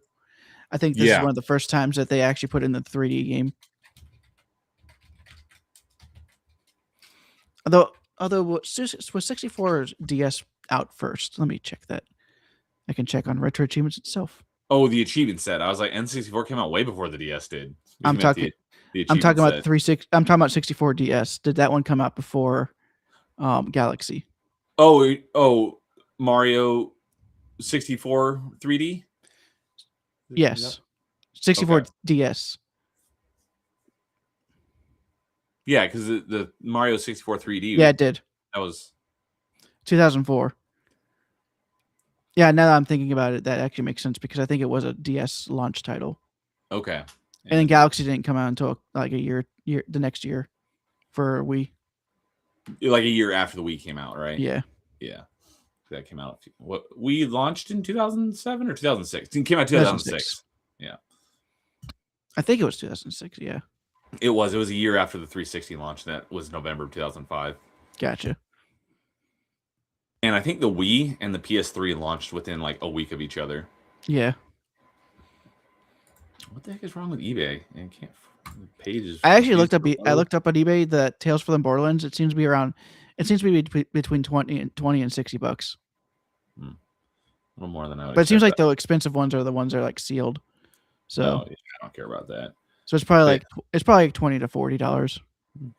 I don't know why it took me forever just to get eBay's page to load, and now it loads, and I'm trying to search, and it keeps like. I don't know why so many people are trying to sell it sealed. This site can't be reached. What the heck is wrong with you, eBay? You suck. Do you have a VPN? Yeah. It's like I'm able to access the page, so why would I not be able to access stuff on the page? Yeah, it seems like a lot of people are trying to sell it sealed for some reason right now, which is weird. Anyways, I'll look at that later. But yeah, it seems to be around $20 to $30 though, so you're not looking at too much money for that. I'd do $20 for that if I could get it. Yeah, nice physical copy. Yeah, especially when soon-ish I will start like my physical collecting like for reals and be picking stuff up on the regular once I have income again, which is I'm hoping is very soon because the thing that I've been working on, we're getting very close to launching, so it's exciting. So you have 55 more achievements left. Do you think that of what's remaining, do you think any of them are going to be too terribly difficult, or I think a couple of them could be difficult, but because I haven't played through the game before, that's right. more. It's probably some of it's probably more just because I haven't played the game before. They seem to be more difficult than they actually are going to be. Okay. Let's see here. Unlock the ability to play as Luigi, and it has 120. Is that for collecting 120? Yeah, you have to get 120 stars as Mario. Stars. Okay, I was going to say whatever 100%. The collectible is in this one, because sometimes it's stars, sometimes it's moons. Yep. Stars. Okay. And Sunshine, it shines. Shines. That's right. That was the other one I was trying to think of. All right. And you said you're going to be doing more of that tomorrow? Yep. All right. Same time as usual. Cool. All right. Anything else on Mario Galaxy? Not Mario Sunshine, Mario Galaxy? Not much, but I think I'll try and split up, do some cutting on my streams, and try to make some small guides on some of these challenges. Okay. Nice. So. All right. Well, then the last ones that I have to talk about, 2.5 really. I'll go ahead and start with the one that I'm still currently playing because I haven't played it in a few weeks. So I've done, you know what? Let me pull it up here and see.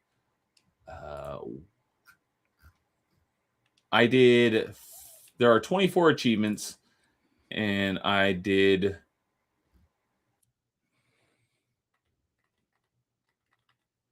So that was weird.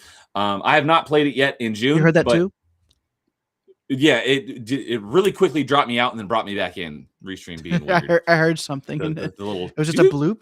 Yep, that's whenever someone joins the streams, and every once in a while, Restream will just drop someone and then immediately drop them back in like a split second later. So, anyways, there are. I've not played it yet in June, but this game and Donkey Kong Country Returns are the two that are at the top of my list that I'm planning on trying to beat them both. This one is the one I'm going to get all the achievements in, hopefully before the end of next week. And that is Scars Remain. Or not Scars Remain, that's a band. Scars Above. And this one is, it's a third-person shooter. And the way I described it to someone when I was talking about it on a previous stream, because I was like, hey, have you heard of this game? They're like, no, I've not heard of it. So, which console is this for? This is I'm playing on Xbox One. Okay. It is an Xbox One game. I'm playing on my Series X though. But it's a third-person shooter, and it's the closest thing I would compare it to is probably like a non-bullet hell version of Returnal. You're on this, you like crash land. It's a sci-fi game. You crash land on this like alien planet, and you're trying to figure out what happened to your crew. And it's like a slow paced game, so it's not like stupid like fast paced, more slower paced, not like Returnal. But you're on this kind of dark and grimy planet, and you're trying to figure out, what happened. And third person shooters, it's got strong focus on the narrative and piecing things together. So I've really been enjoying what little I've played of it. It says it's an 8 to 10 hour completion. According to True Achievements, I already have 7 hours in it. But I'm only about halfway. I have 25 of the 45 achievements. You're taking your sweet time. I am.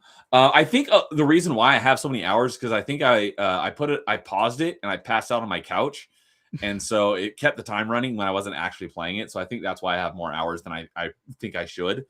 But makes sense. I'm enjoying it. Let's see here. Is there anything I really have to go? I'm pretty sure there's a couple of times I did that for Smash Brothers as well. Probably. There's one missable achievement for getting all of the weapon upgrades because there are you have this modular gun, kind of like in Control, that you have one gun, but it has like 4 different modes, and there are upgrades to each mode, and there's an achievement for getting all the upgrades. And the reason why it's missable is because the like prologue chapter or chapter 1 in the game, once you beat it, you can't go back to it. And there are 1 or 2 of the upgrades are in that chapter. It's very hard to miss them. They're like basically right in front of you. So it's unlikely that you'll miss them. But the rest of the game, you can go back to anywhere. It's just there's no fast travel. So if you're at the end of the game and you miss something early on, you actually have to trek back through the whole game because it's linear. It's not like a kind of like BioShock. Kind of like BioShock. Because there is a point of no return in BioShock as well, but it's you can still go back to most areas as well. Yeah. So they are all interconnected and they are blocked off by like chapters. So it's like, oh, you're now in chapter 6. But if you wanted to, you can go back into the chapter 5 area. It's just you can't go back into the chapter 1 area. So if you miss that one, then you're screwed. You have to do the whole game over again. But as long as you get the ones in chapter 1, you're good because the rest of the game you can all go back to if you need to. It's just there's no fast travel or chapter select. You'd have to actually walk back through it. And it's linear, not like a Metroidvania map where you can kind of pick your route. There's only one way to get back. So that's really the only thing you got to look out for. And so far, I have 3 of the 4. The first gun you get is a lightning gun. And then the second gun you get is an ice gun. And then the second gun you get is the fire gun. And the third gun you get is the ice gun. I'm not sure what the 4th gun is. Because I haven't gotten that far, but I'm enjoying it. But that's like I said, I'm currently playing through it. I haven't played it. Last achievement I got was on May 13th, so it's been almost a month since I played it. Wow, I didn't realize it was that long. But like I said, it's a relatively short game, not terribly high on the difficulty scale. It's only got a 1.6 ratio, so I wanted a shorter game to play through, and this kind of been in the back of my mind, I'm like, I kind of want to play that game. So I'm enjoying it, and I plan to finish it before the end of next week. Absolutely before I leave on my trip. So that is Scars Above. I do recommend it. Oh, I don't know if I mentioned, but full price, it's $30. I picked it up when it was on sale. It's gone down as low as $4.50. I don't remember if I picked it up for that, which was 85% off. I don't think I paid more than $10 for it. And I'd say for $10, it's definitely worth $10. So that is Scars Above. So the next one is let's see here.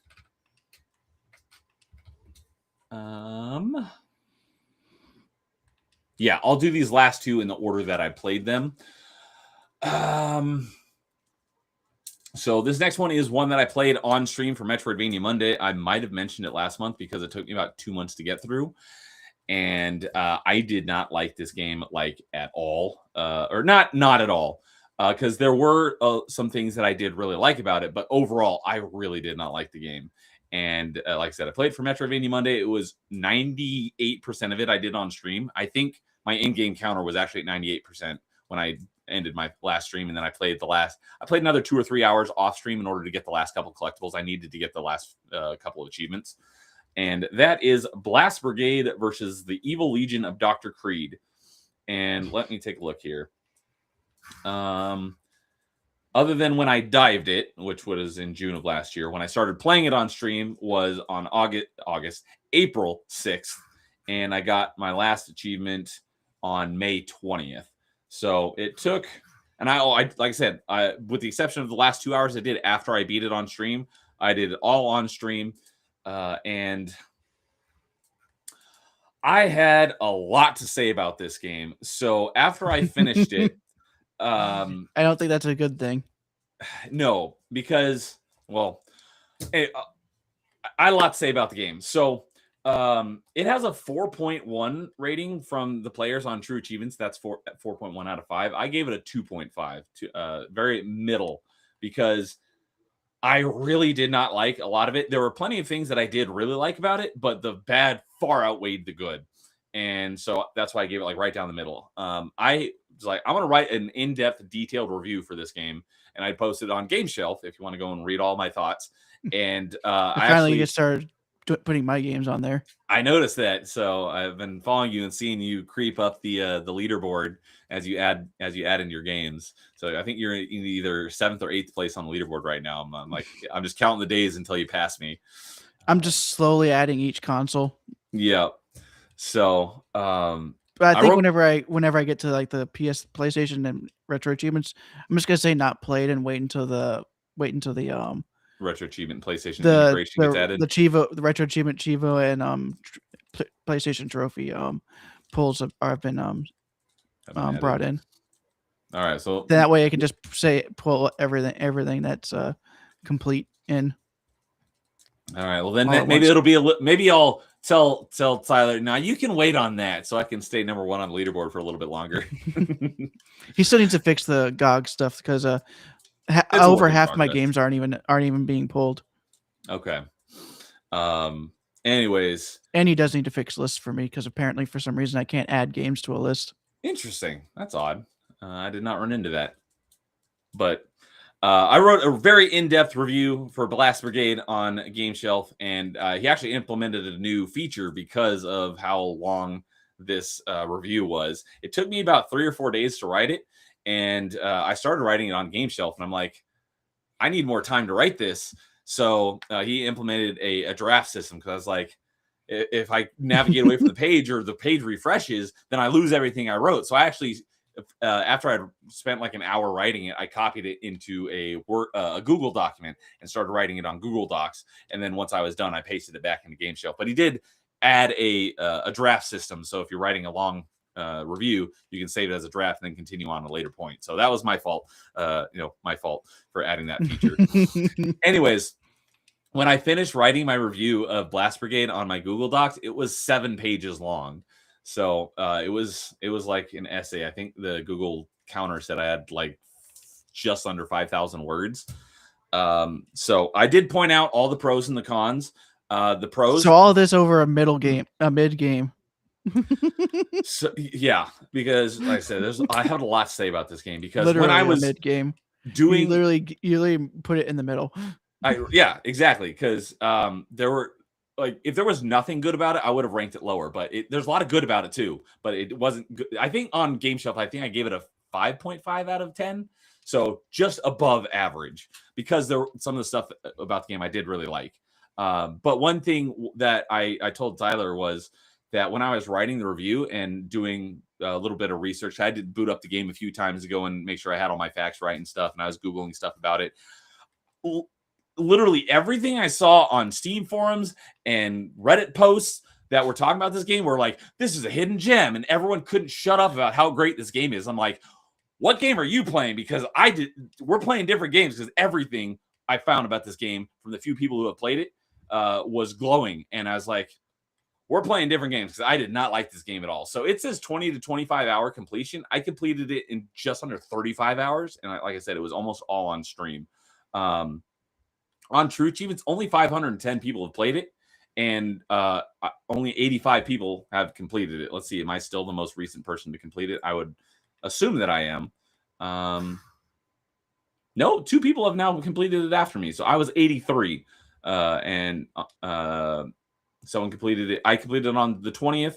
Someone completed it on the 26th, and then someone completed it on the 5th. And it aggravated me that every single thing I found about people talking about it was glowing reviews about how great this game is. It's like the thing that I said like 100 times through the stream is I want to like this game so freaking bad because it has the potential to be excellent. It could have been in my top tier of Metroidvanias, but I'll go ahead and give you the synopsis. So it's like if you want to read my review, you can go pull up Blast Brigade on Game Shelf and read my full in-depth thoughts. But let me pull up my review so I can give you the bullet points.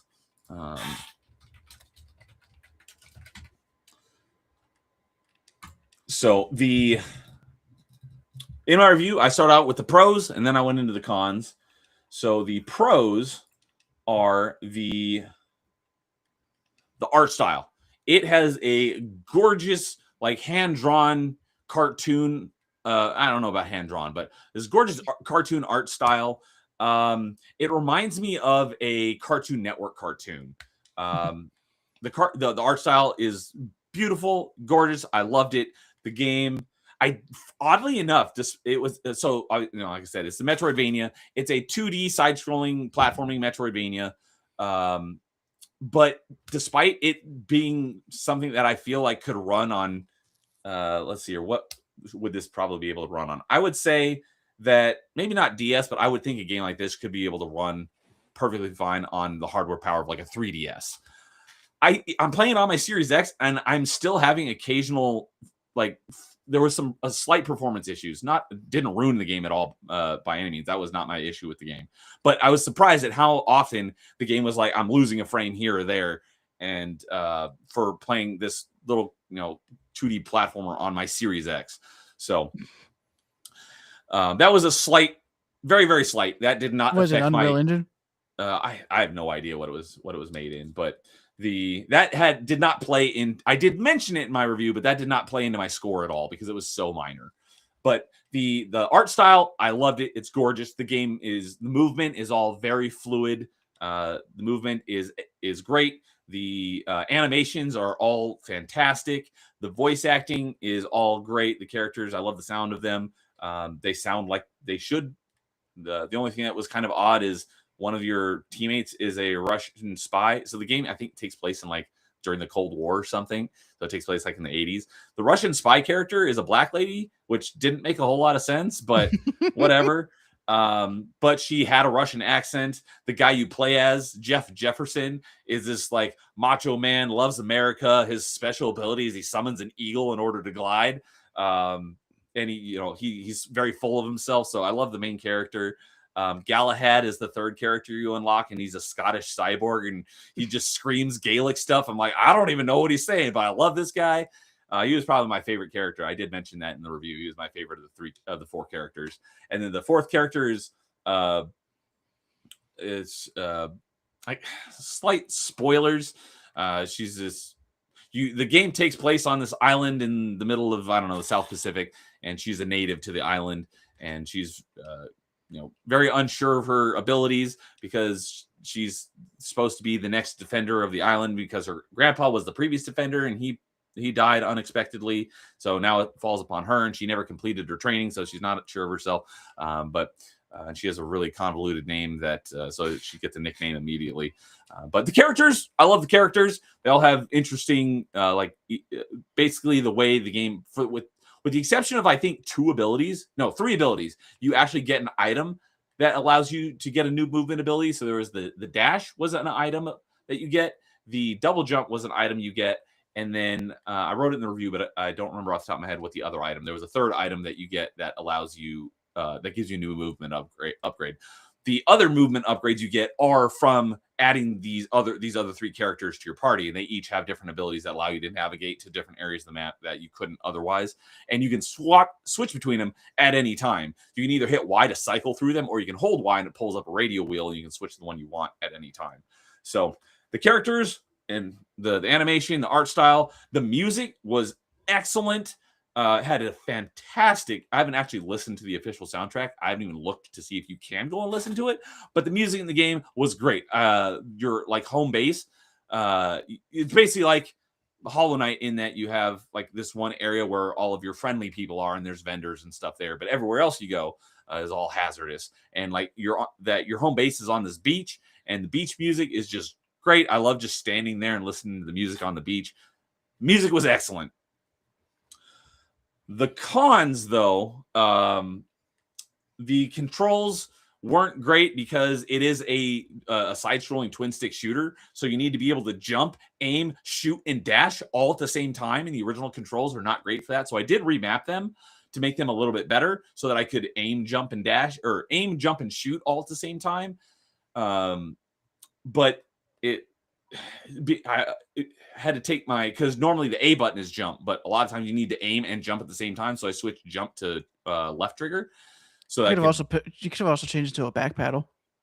So the only controller I have that has paddles, well, that's not true. I have this one, but I don't even know if I don't think I can play Xbox games with this with the Switch control, my Switch third-party Switch controller. I have my Elite controller, which I would use the paddles for that, but my Elite controller I need to get a new one because it's worn out. I've run that thing down to the ground, and I've already done that to two of them as well. It has gotten some pretty bad stick drift, so I pretty much rarely use my Elite controller anymore. I really need to get one. I was really hoping that over these announcements last week, we'd finally get an announcement of an Elite Series 3 because I've been holding off to get a new Elite because I was hoping they'd announce an Elite Series 3 and I'll get one of those. But there was no announcement of Elite Series 3, so I may just get another Elite Series 2. We'll see. My birthday is right around the corner.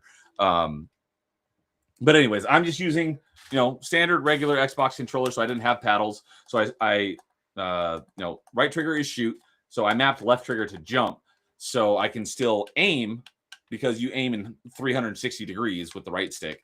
But you need to jump while you're aiming a lot of the time, so I don't want to take my thumb off aiming in order to jump. So I switched jump to here. The only time I had to take my thumb off was I switched dash to A instead of whatever it was. So the original controls weren't great. I think my controls were better. Paddles would have definitely helped the experience a lot. But even so, I was still hitting the wrong buttons a lot of the times, just because you have to do so much stuff all at the same time. And when you're in combat, like versus the boss battles, it's a pretty fast-paced game. So the controls were, that was on my lower end of gripes. The health system, it takes inspiration from a lot of 2D Souls-likes, and as you know, I'm not a fan of Souls-likes. So it has a flask system, and the flasks do not restore anywhere near enough hearts, and the flask animation is stupid long. And I guess you won't like that new game from the Shovel Knight developers then. Oh, Mina the Hollower? Yeah, it actually uses a flask system as well, but it actually is more based on Bloodborne than it is on Dark Souls. I've not played Bloodborne, so I don't know how that I haven't played Bloodborne either, but I know if you play aggressively, you're more likely to heal more. You're more likely to keep yourself alive. Oh. So okay. Pretty much the way in that game, whenever I was watching Imp, is that if you take damage and you don't keep doing damage, you'll barely heal anything whenever you use a flask. But if you keep attacking an enemy and then find a way to heal, you can heal yourself completely. Okay. And that's shown by a little white bar in the health bar. Okay. So. But yeah, the health system. That game is played from like a top-down Zelda style. Yeah, Mina. Yeah, it's basically like a modern 2D Zelda game. Yeah, I have seen it. I just. I have a funny feeling if you'd actually like a Souls-like, it might be that one. I don't have any desire to play Mina the Hollower, but I also haven't looked into it enough. I've seen it played here and there, so I kind of know how it plays, but it's just not really high on my interest list. Hey, if Im's able to play through it, I think you can play through it. Oh, I'm not saying I couldn't. It's just I'd have to look into it more to see if it actually interests me. But I was not a fan of the health system because if I had to change one thing about the game and would have drastically improved my enjoyment of the game, is that it's a Metroidvania and enemies don't ever drop health. the only way to heal is using your flasks or reaching a save point. If enemies just dropped health occasionally, it would have made the game so much more enjoyable. But this game, it looks all cutesy, and it is brutally difficult. And it is very punishing because let's see here. So the health system, I did not like the health system at all. It has a bunch of Souls-like mechanics, kind of like the resting, and that's the only way to restore your flasks. I go into depth on it's got a number of different Souls-like mechanics that I did not like. Although there were some Souls-like mechanics that actually does better than, in my opinion, than most Souls-likes. But for the most part, I did not like its Souls inspiration. The lack of fast travel. There are 9 areas in the game, and Come on, even the first Dark Souls got that right. The fast travel? Yeah, but you did have to unlock it, so it felt like it was earned though.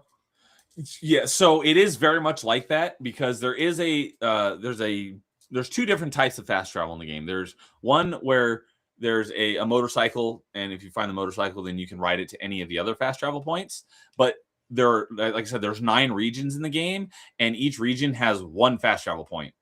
Except for one region. There's one region for some reason has 2 fast travel points. So there are 10 fast travel points in the game, and these areas are pretty decently sized. So, and like I said, it's very difficult and punishing and challenging. So if getting from one to the other can take a long time. But those you can use those as soon as you reach a new one. The other fast travel allows you to instantly fast travel from anywhere to any of the save points. And there's a lot more of those than there are fast travel points. But that one, you literally don't unlock until, I think I got it when I was 96 or 97% done with the game. It would have been so much nicer if that unlocked way, way sooner in the game. And it would have definitely helped the game because I don't see how that would hurt anything. It's not ruining the experience or anything. It would have made the game far more enjoyable if you could get that maybe around 75% of the way through the game, not when I'm almost done. I only have 2 hours left of the game. That really annoyed me. The platforming, at least with the original Dark Souls, it was it didn't give you the fast travel until the point where you actually had to start going back to areas you already been. Yeah, and you've played a lot more times than I have. What would you say? It was around 50% of the way through the game. You kicked me out for a moment there. It did it. It did it again. So now it's done it to us each. I'd say around the 60% mark. 60%. Yeah. So 60-70% of the way through the game, I think would have been a much more reasonable point to unlock it, not when the game is basically done. Oh, and also that is one of the equipable items. So it's not even passive. You have to not use something else in order to use that ability. So that's not very big, but that was just another little annoyance. Is after all I did to get that should be a passive ability. I shouldn't need to unequip one of my other items in order to be able to do this. The game has a couple of puzzles, and like I said, it's got this very colorful, cartoony aesthetic to it, and it seems like it's a very friendly, inviting game. And these puzzles, some of them are just stupid hard or stupid annoying. And my biggest issue was on one of them. The puzzle doesn't even fit on screen. So you can't even see what these levers you're pulling are doing. And you have to go up the elevator to see what, if anything, changed. So that puzzle was the very last thing I did in the game after I finished the stream. That puzzle was freaking terrible. Those are all my minor gripes. My major gripes is the bosses are some of the biggest, stupidest bullet sponges I've ever seen in a game that's not a looter shooter. At least looter shooters, it makes sense. It makes you want to get better loot. Exactly. This is not that way. And these bosses have stupid amounts of health. And your weapons do jack squat to their health bar. And some of the bosses will give you 1 or 2 seconds where they take additional damage, but even so, it still doesn't take that much of their health. So I swear, it's funny because the very last boss of the game is the only boss I beat on the first try. I think on average, each boss took me at least 15, if not 20 tries, 20 attempts to beat, because you have such little health. Your flask system is garbage. There's only 3 upgrades to the flask, and they are very late in the game. The other, let's see here, it has a charm system like in Hollow Knight, but the charm system in Hollow Knight is far superior to this one, even though I'm not a big fan of Hollow Knight either. There's like 7 tiers, and there are 4 abilities in each tier, but you can only have 1 ability in each tier active at a time. But in order to activate any one of those, you have to get another battery to power that tier. So there's 7 tiers, so there's 1 battery for each. So you can't even if you find these abilities, you can't use any of them unless you keep getting more of the batteries. And these batteries are very spread out and hard to find, and it doesn't tell you where they are. And there was legitimately, well, I'll get to this part in a moment. The guns, not only are the bosses like stupid bullet sponges, the guns in the game are freaking terrible. The range is awful. You can barely shoot. It's like I felt like I was playing the original NES Metroid, where you can only shoot like 3 pixels in front of you. The range on the guns, with the exception of the sniper rifle, which still can't even shoot all the way across the screen, the range on most of the guns is awful. The magazine sizes are tiny, so you're constantly reloading, and the reload animations are retardedly long. And there are no upgrades. You do get other guns throughout the game, but you don't ever get the ability to upgrade your guns and add the ability to have them cause more damage or increase your reload speed or increase your magazine size. There are no upgrades to the guns themselves. You only get additional types of guns. So that was another one of my big gripes, is if I could upgrade these guns so I felt like I was getting more powerful as I went through the game, it would have made the game so much more enjoyable. My single biggest complaint, and I think this is probably the longest section in my review, because this was my biggest issue with the game, is the progression or lack thereof. The progression in this game is one of the worst I've ever seen in any game that has any sort of progression in it. Literally ever. I from the point like I said, there are 3 items you get that add your movement abilities, and each of the 3 characters you get as a movement ability. From the time that I added the second character, that Russian spy, to my team, I think I went probably about 6 to 8 hours without getting a single upgrade. Oof. And I fought probably 5 or 6 bosses in that time as well. All of the bosses in the game, you don't get jack squat. Nothing. The only thing you get for beating the boss is story progression, and you get all your health back. You don't get anything. It doesn't give you increased health like it should. Like if you were to take a page out of Zelda book, I should get increased health. I should get 1 more health to my HP. No. Do I get a better gun? No. Do I get a new movement upgrade? No. Do I get anything at all for beating any of the bosses in the game at all? No. You get nothing. Was the biggest slap in the face I've ever seen. Every single boss, you don't get anything. And, like I said, they're freaking hard. I'm doing these fights 15, 20 times before I beat him. And what do I get for it? Jack shit. So that is my biggest issue with this game. And the thing that I was like, that was the point where I'm like, I need to get my thoughts out about this game when I'm done with it, because it was freaking awful. So.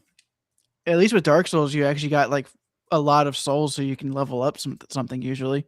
Yeah, and it does have a page out of the Zelda playbook, because there are pieces of heart, and every 4 you collect adds 1 to your health. And similarly, there are 2 types of batteries. There's the PDA battery, which is the one I was telling you about, that is like your charm system. And then there's also an additional battery that is on your HUD, and that powers your special attacks. And finding 4 fragments of a battery adds 1 more battery to your health bar. So it's like they understand like the finding 4 parts to add a whole one next to your next adding another whatever to your HUD or whatever. Hey, not every Zelda did that. Twilight Princess did 5 parts for 1. Okay, but it still has the the collect 4 or 5 to add an additional one, so it understands that. But when you beat bosses, it doesn't give you extra health or anything. There's nothing you ever get for beating a boss. So Oh, shoot, there was something else that I was like, oh, I'll get to that in a moment, and then I wanted to talk about it, and I don't remember what it was now. But I did put all of my thoughts into the review and why I gave it, such a poor score. This game had the potential to be great if they just better executed some of these ideas. This game could easily be in my top favorite Metroidvanias. But yeah, the fact that you don't get anything from beating any of the bosses, there's way too long. Oh, that's what I was going to say. There's way too much time in between any sort of progression that actually makes you feel stronger. And there are absolutely zero upgrades like along the critical path. Every single upgrade in the game, like your PDA batteries, your flask upgrades, your special weapon batteries, your pieces of heart, are all out of the way. They don't ever like be nice and be like, oh, this is along the critical path where you have to go. Here's something that might be useful. It's like, I'm not asking for much, but put a couple of little things along the critical path that help the game, may give me a little bit of a boost.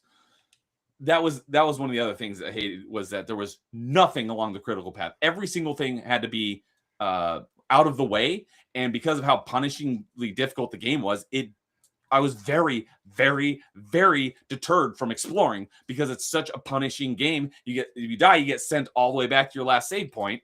And you have so little health, and that just goes into the whole health thing. The health system, in my opinion, was terrible. I just think adding a couple of more upgrades along the critical path would have been nice. The one thing that did the biggest that had the biggest effect on actually increasing my enjoyment of the game, and this should have been like I said, the things are just scattered around the world, so you have no idea what's where.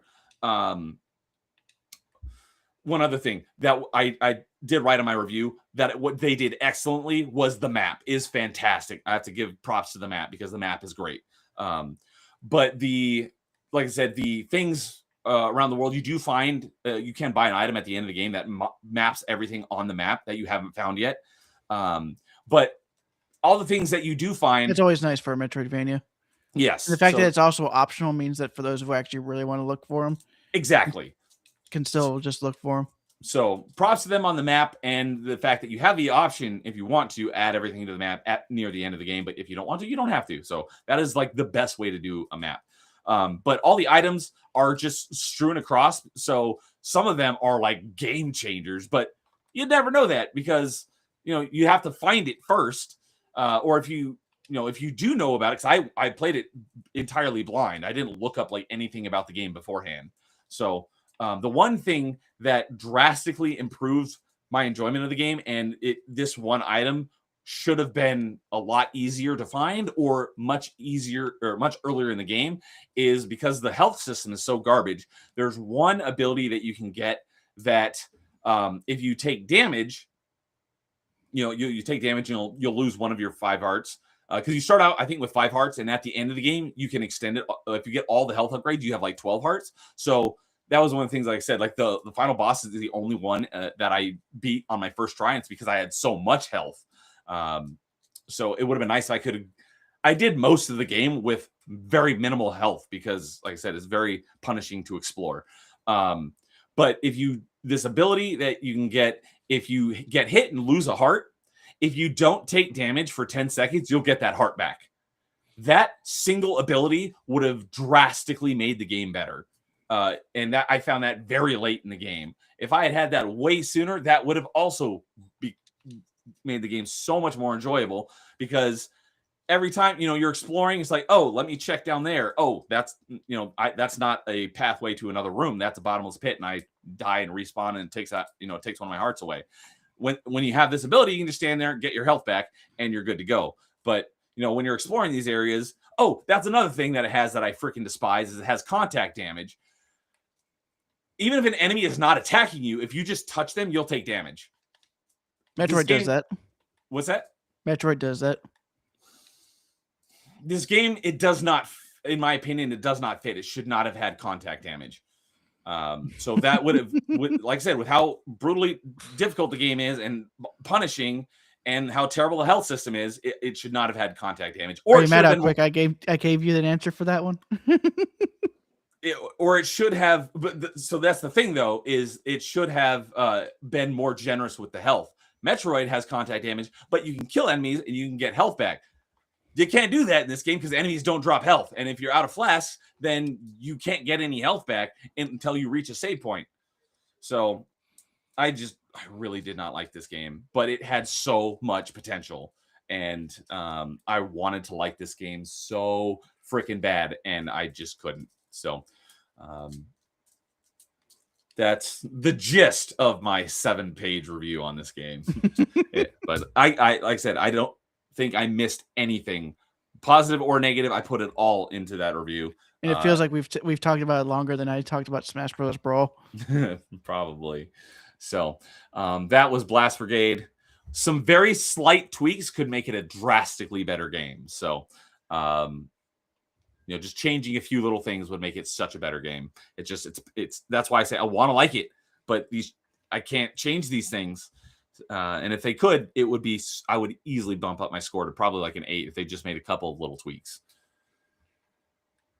So, all right. And is that the last? No, I've got one last one to talk about, but it won't be anywhere near as detailed as that. The last thing on Blast Brigade, there are 52 achievements. I did get all of them. And if you do collect everything and get 100% on the map and get all the items, you'll basically get all the achievements. I think the only achievements you wouldn't have by getting 100% is, like I said, each of the 4 characters has special abilities, and each one has an achievement for like getting a certain amount of kills with their special ability at one time. So like one of them is like get 5 kills with one character's ability in a single usage. Another one was like 7. Another was 3. Their abilities are different, so it makes sense on why some of them are more than others, because some of them have better range or do more damage. But those are really the only ones. Kind of like how Borderlands does it. Yeah, exactly like Borderlands' achievements. So, which is why everyone always plays all the achievement hunters I play as either Zero or Salvador, because their achievements that require so much of their skill tree built up to even get the achievement. So, and then there's one other achievement that you have to use your hook shot on one of your character's abilities as a hook shot, and you have to rip a shield away from there's one specific enemy unit type, because there are a couple of enemy types that have a shield, but it's only one specific one has a shield that you can actually rip away with the hook shot. You just need to do that 20 times. So that's easy to grind out. So if you do get 100% of the items in the game, you'll get almost all the achievements. So it's pretty straightforward achievement list. It's just, and it has a platinum achievement. It's an achievement for getting all the other achievements, which is another thing I freaking hate. I actually didn't mention that in my review because I didn't actually talk about the achievements at all. I just talked about the game. You just got to remember that most of the developers that do that are more PlayStation than Xbox developers. Yeah. They kind of just put it on Xbox just because it's similar enough that it doesn't take a whole lot of work. Yeah, I understand why they're there. I just hate platinum achievements. But all right. So the other game I talk about is also a Metroidvania, but I enjoyed this far more. And this was one that I was planning on doing on stream for Metroidvania Monday, but it is leaving Game Pass, so I had to panic play it. And that is a game called Crypt Custodian. And this is the 3rd game from the developer. I really like this developer. His name is Kyle Thompson, and he has the very similar aesthetic to all of his games so far. And it's very cutesy. The first game that he released was Sheepo, which is the very first video on my channel, was a speedrun guide for Sheepo. That was on my channel about a year before I started doing, this. And I really enjoyed that game. That was a lot of fun. And that was a 2D side-scrolling Metroidvania. His second one I actually just did on Metroidvania Monday this year, and I finished it maybe in April. So I talked about it on Achievement Chasers, and that was what was that one called? I'm blanking on the name right now. Let me go to Kyle Thompson's games, and Islets. That's what it was. It's spelled Islets, but it's pronounced Islets, and that's also a 2D Metroidvania. And that one was I really enjoyed that one. I actually liked Islets better than Sheepo.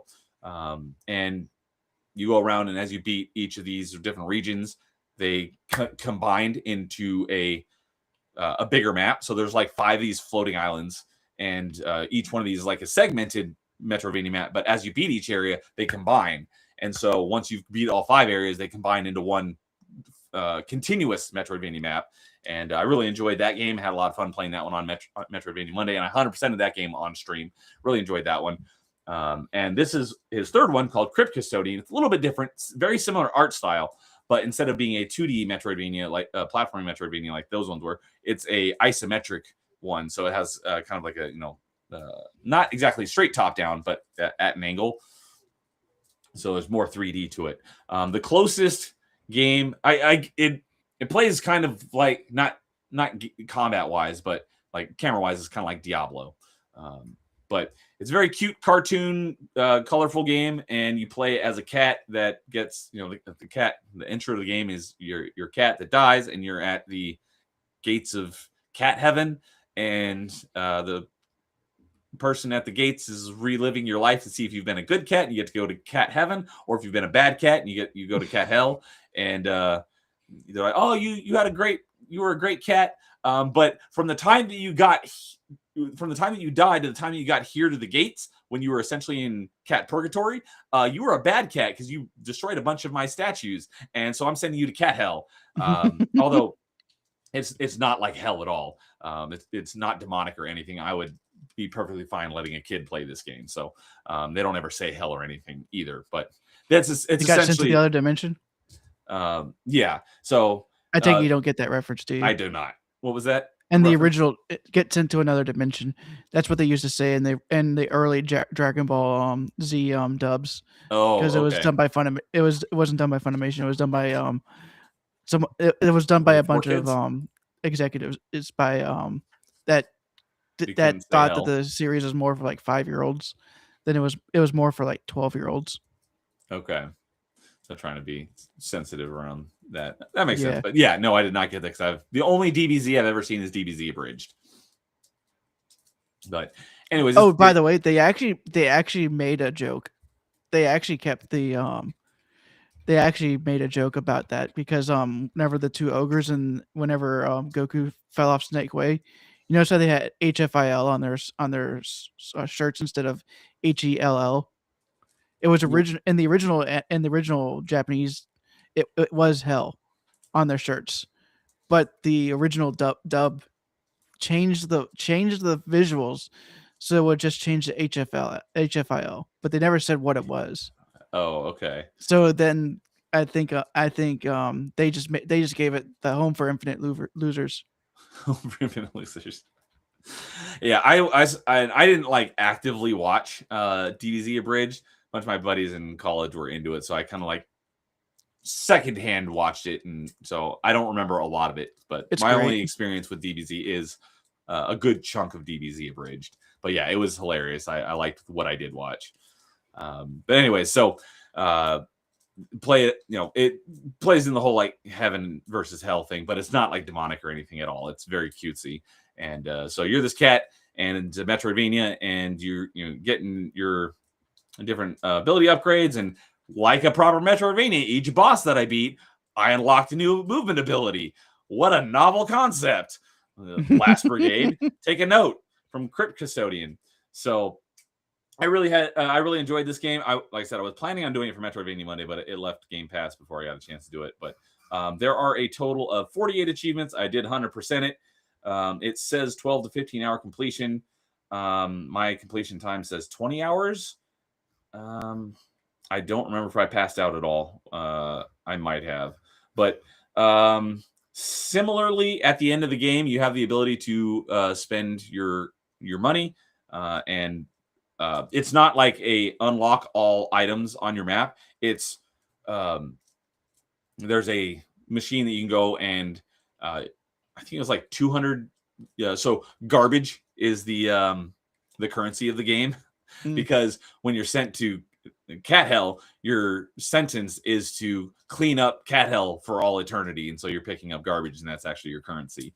But Gotcha. I think it's 200 garbage per purchase, and every purchase adds another item onto your map that you haven't collected yet. So you can, you actually have to, if you run out of money, then you have to go find more money in order to add more items to your map. So, but it is also an optional thing. So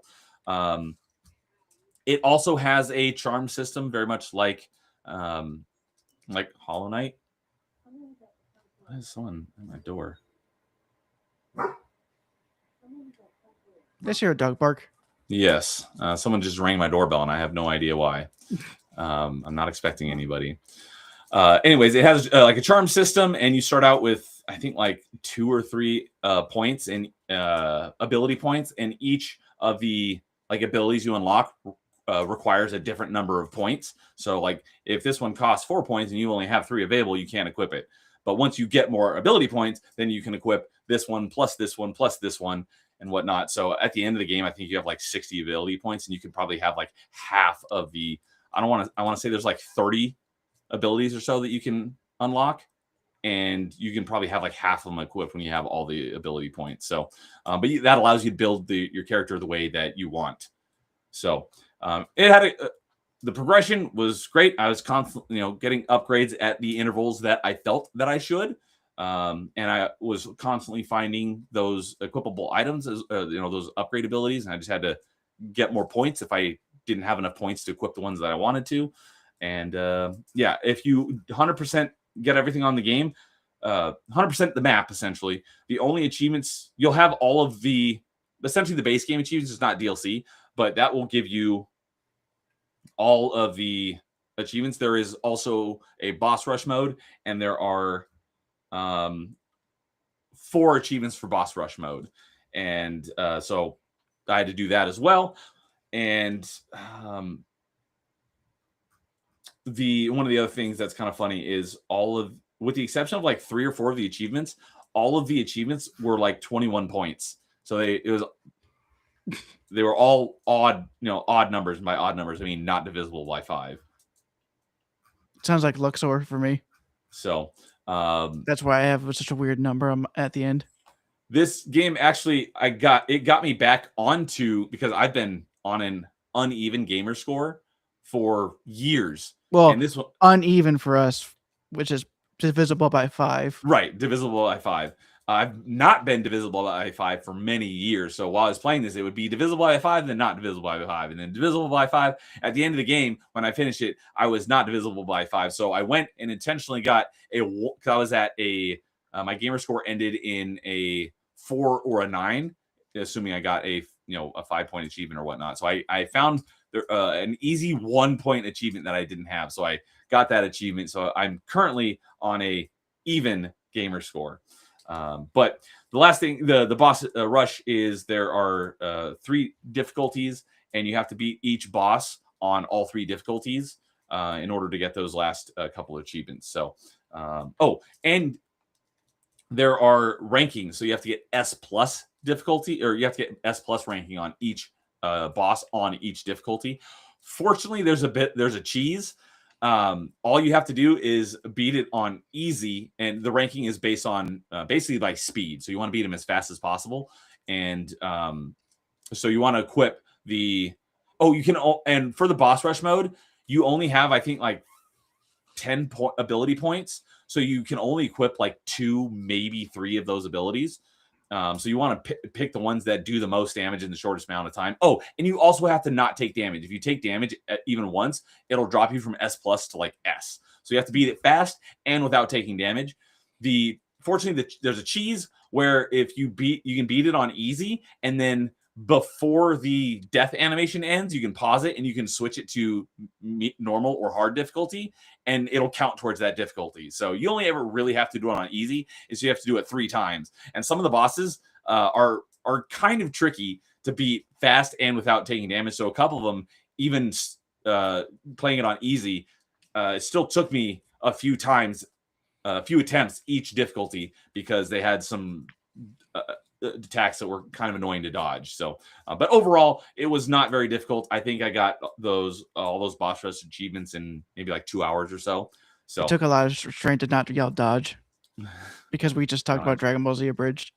Oh, is that one of the things that they say in there a lot?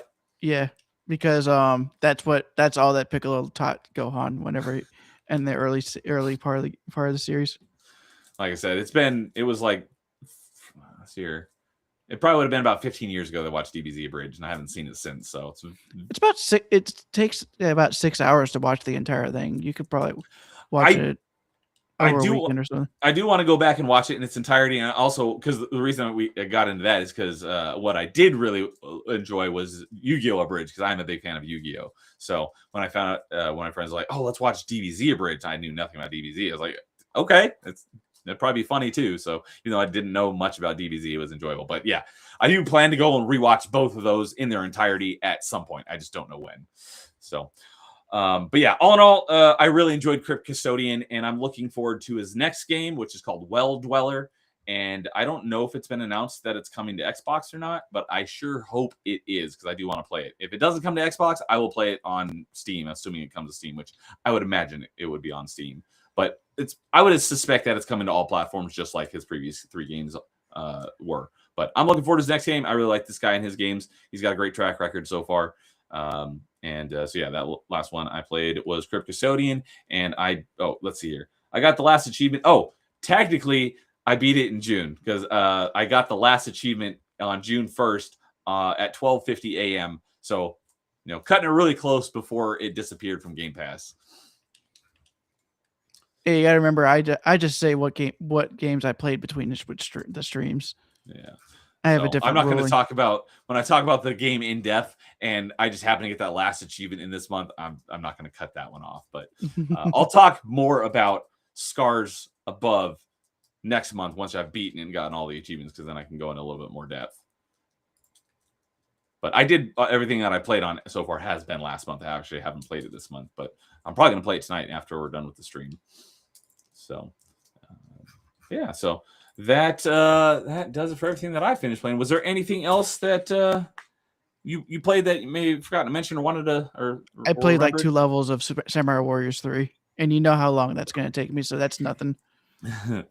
Oh, I did notice that you had like 1 or 2 achievements in Samurai It's one Warriors achievement. 3. It's literally just play your first battle. Okay. But after playing the first cutscene, I realized that the first 3 Samurai Warriors games, they did not stay consistent with the voice actors in English. Oh.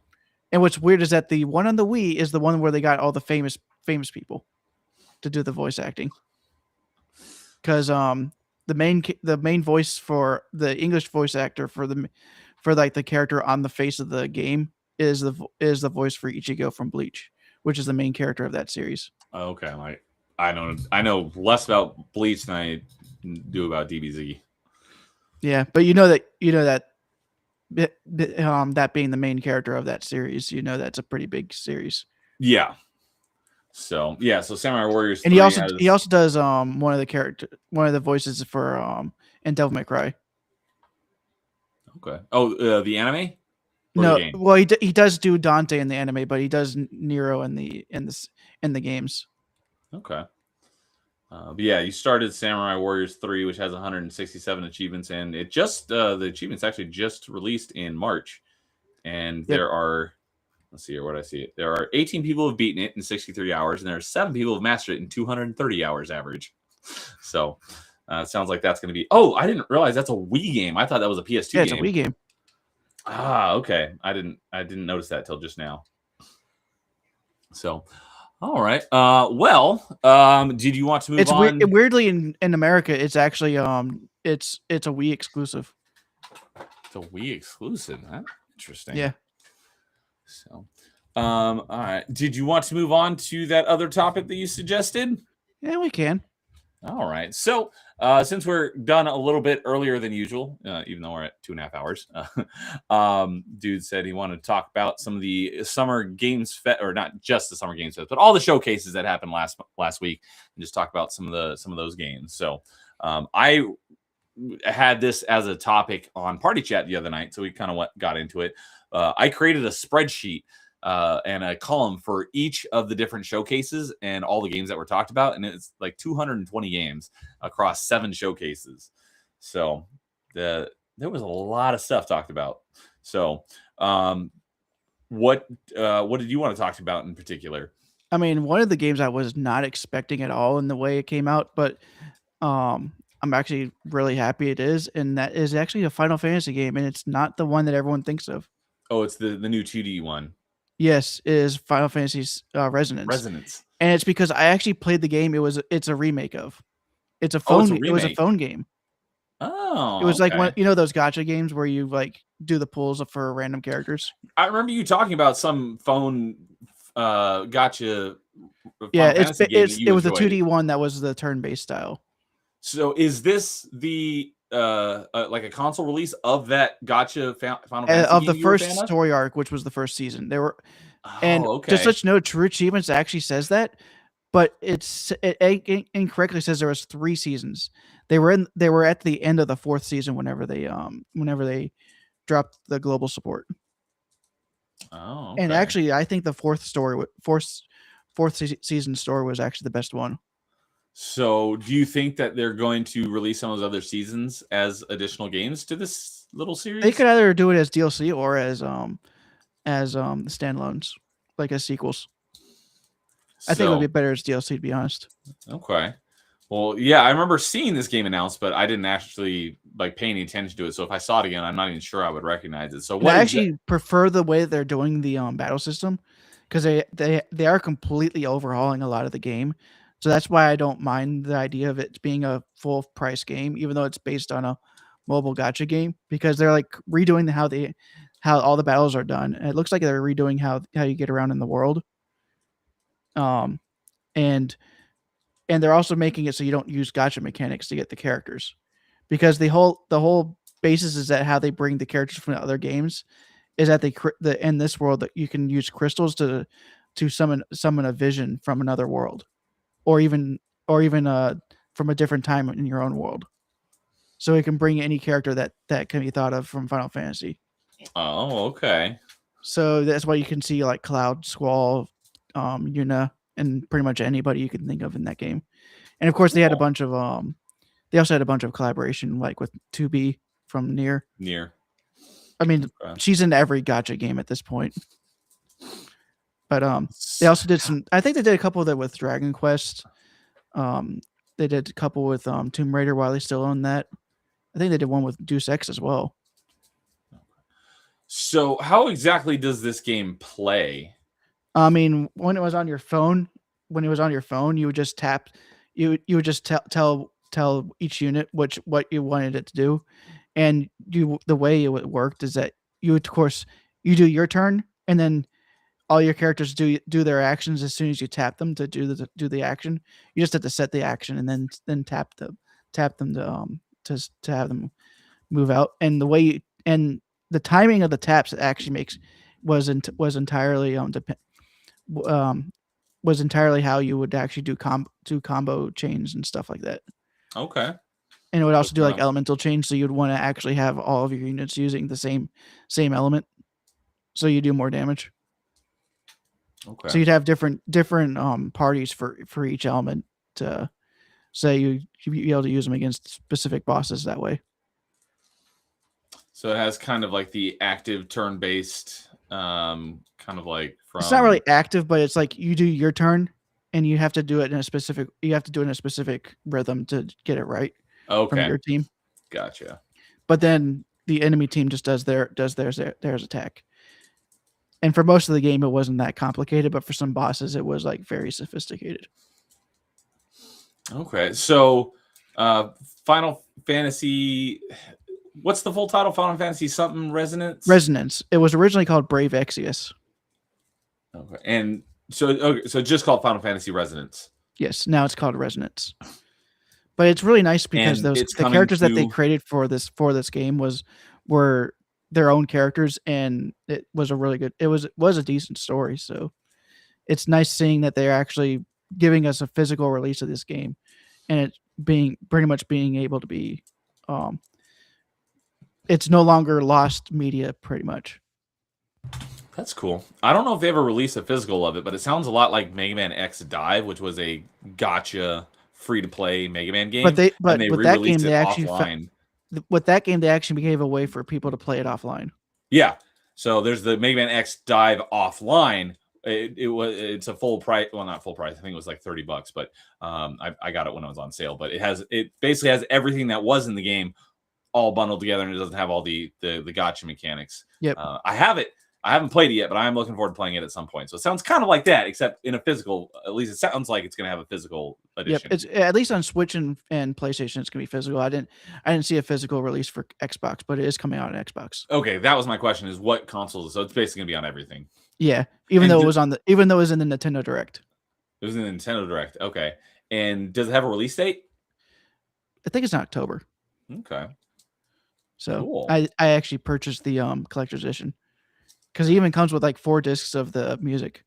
Oh. And the music was pretty good too. So, but of course a lot of it was pulled from the other games. Is really good. Yeah. So, and of course it comes with a pixel art book. So I'm pretty sure it's gonna have like all of the characters in the game done in pixel art. And even on the phone, it was.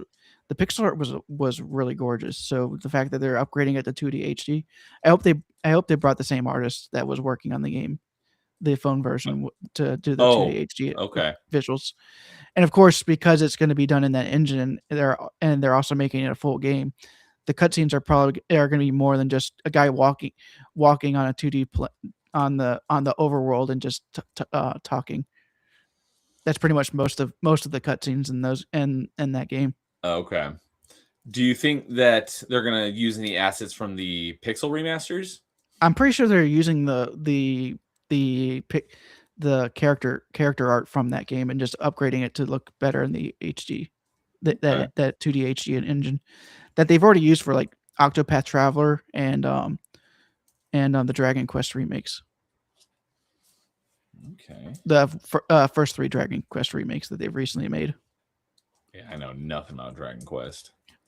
Dragon Quest is pretty much the same as Final Fantasy, just a different franchise. Yeah. The only reason why they're now owned by the same companies because they merged in mid 90s, actually late 90s. Was it early 2000s? I have no idea. I know it was sometime. No wait, I think it was around the time of Final Fantasy X that they merged. So it was like early 2000s. I would say that was in the 2000s because that was 10 was a 360 game, wasn't it? 10 was a PS2 game. Oh. Was 10 not on 360? No. No. Must be. Yeah, 10 was only released. 10 was only released on was re-released on Xbox One and PS3, PS4. Oh, okay. Yeah, shows how much I know about Final Fantasy. Yeah, because the thing is though, it used to be in 3s. Because the first 3 were on the original Nintendo, then the second 3 were on Super Nintendo, then the next 3 were on PS1, and then 10, 11, and 12 were on PS2. It wasn't until 13 that it wasn't until that 7th generation they started screwing that up. Because then 13 had a trilogy on the PS3 on the 7th gen. Right. 13 that was on 360, right? That was the first time they did a full-fledged multi-platform release on day one. Okay. That's the one I was thinking of. Yeah, 11 technically was a multi-plat release, but it was staggered because I think it was like I can't remember if PC or PS2 came out first, but then they eventually released it for 360. Okay. The PC version is still running though, but there's fan servers for PS2. Yeah, I was gonna say 11. That's the MMO, right? Yes. 11 and 14. And then of course 14 is the second MMO, and that was released for PS. I think that was late PS3. I think PS3 had it. I have no idea. I'd have to look again, but it's still going on, and it was redone as a PS4 game. So, and then 15, of course, had all the 15 was actually supposed to be versus 13, and that one kept on getting delayed, so it eventually got turned into a number. Okay. So, and then 16 came out, and it was like, okay, it came out. Now we don't know what happened with 17. And that's the one that Nightmare keeps wanting me to play. Yeah, I'm pretty sure that won't be a good one for you to play. Yeah, I put it on my wish list, so I'm keeping an eye on it. But Resonance would probably not be one that you would want to play because it looks like it's going to be the turn-based system. Yeah, but that's it why looks it's like when people are arguing about original versus remake of Final Fantasy VII. It's like I have zero interest in the original, but I want to play the remake, Rebirth. And here's the thing, though, 7 is what's the new one they announced? Revelation. Revelation. It's like I do want to. So we have Final Fantasy VII Revelation, and we have Xenoblade Genesis. Why are all these JRPGs using Bible books as their subtitles? And then we got a game that I actually forgot to mention on Party Chat the other night, but one of my most anticipated games is Exodus, another Bible book. You're true. I'd probably be more hyped for Final Fantasy VII Revelation or Kingdom Hearts 4 if I had been keeping up with their franchises. I still need to play anything in Kingdom Hearts. I need to play anything after 2, and then for Final Fantasy 7, the 7 remake, I haven't even played the first 2. Okay, so Kingdom Hearts 4, did that just get announced? It was in the Nintendo Direct, which was weird because nobody was expecting it in the Nintendo Direct. Oh, I did write it down. I just don't remember writing it down because like I said. And what's funny is that in one of the Discord servers I'm in, they actually think that the world that they showed the trailer in, they think it's based on the current mobile game that Final Fantasy is doing, which is based in which is the Final Fantasy characters in our world doing stuff, which is weird. Okay. Or like a world that looks like ours. Gotcha. So it'd be weird if the Final Fantasy world in this game is actually just this mobile game. This world. That'd be so meta. All right. But it would be so like them because they've never really given Final Fantasy characters their own world, really. You mean in Kingdom Hearts? In the Kingdom Hearts. Right. They were always like a secondary to the world of the main villain. Yeah, that makes sense from what little I've gathered from the Kingdom Hearts games. Yeah. Just weird. So, yeah. So for me, so were you saying that this Final Fantasy game, is that the thing you're most excited for, or was that just the thing you were most surprised by?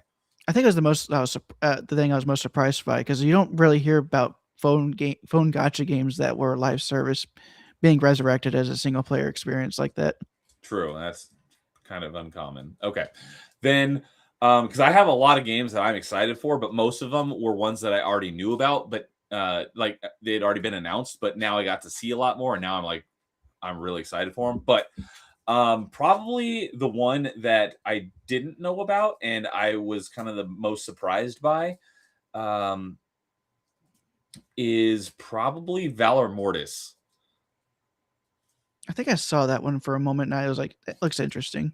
It looks very Dishonor-y. And so I played the Dishonor games. I think I saw something about it having Napoleon, someone playing as Napoleon in it. Yes, or at least I don't know if it's actually Napoleon, but it's someone who looks like Napoleon. It was in the marketing as French guy, but I think it's an alternate reality world where it's set during that time frame where he's general.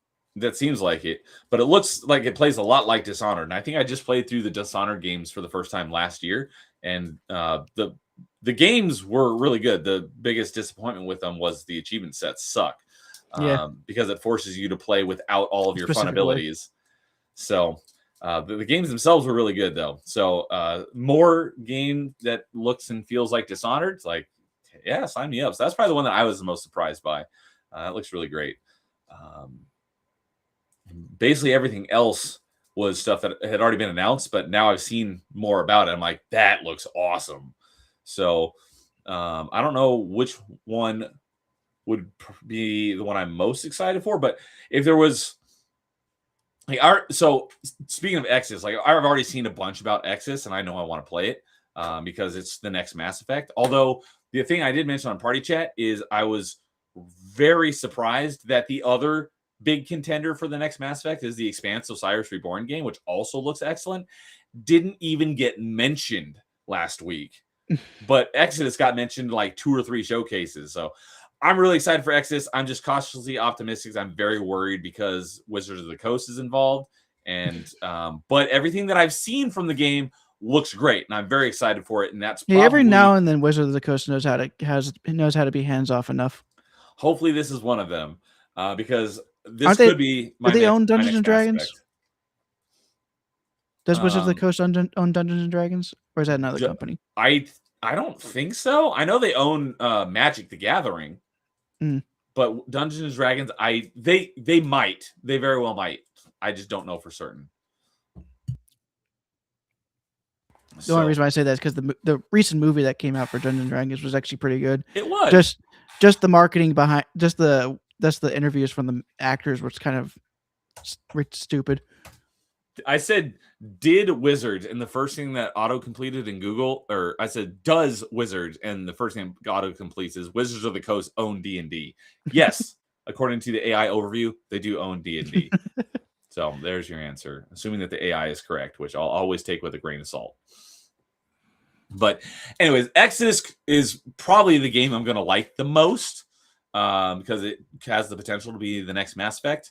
But I already knew a lot about it. I'm already excited for it. So the games that I knew about, but I'm now much more excited for, is Castlevania Belmont's Curse. Looks awesome. Definitely. All the people complaining about it being a girl, I'm like, did you not play Order of Ecclesia? I have not. So, and also there were secondary girl characters you can play as in earlier games as well. So I have very minimal on Saturn. Minimal experience with Castlevania. I played Symphony of the Night, and I played the 3 Lords of Shadow games, being 1, 2, and Mirror of Fate. So that's my experience with Castlevania. I have basically all of them, and they're all in the backlog. I just haven't gotten around to playing them yet. But Belmont's Curse looks freaking great, and that's the one that I knew about. What's that? It does look good. That's the one that I probably, because all I knew was, I don't know if before this week we had seen any gameplay of it, but all I had seen before was basically like the title screen, like Belmont's Curse, and I think it was like kind of like different shades of red. And I was like, oh, cool, a new Castlevania game, because it's the first Castlevania game since I think Lords of Shadow 2, new Castlevania game, and that was in like 2013. Konami's finally coming out of the crypt. All the kind of like Mega Man. All of the Castlevania games that have come out since then have all been like remakes or remasters or collections of the older games. Same thing that Mega Man's been doing, other than Mega Man 11. Finally, last year we got announced with Mega Man Dual Override, which I'm looking forward to. Which some people just call Mega Man 12. Yeah, it should be Mega Man 12. That didn't get mentioned at all either. I just didn't even realize that till literally right now. That didn't get a mention. But I'm looking forward to that because I love Mega Man. But yeah, Castlevania's Belmont's Curse is probably the one that I'm that went from the lowest excitement level to the highest excitement level. The other games that I am much more excited for now after seeing a bunch of them is the new Plague Tale game, because I do love the Plague Tale games. This one looks like it's going to be very different, but it still looks awesome. I'm very excited to play it. I am also a big fan of I do like Hellblade. So I'm looking forward to that new Senua game, but I think I'm more excited for the new Plague Tale than I am the new Hellblade.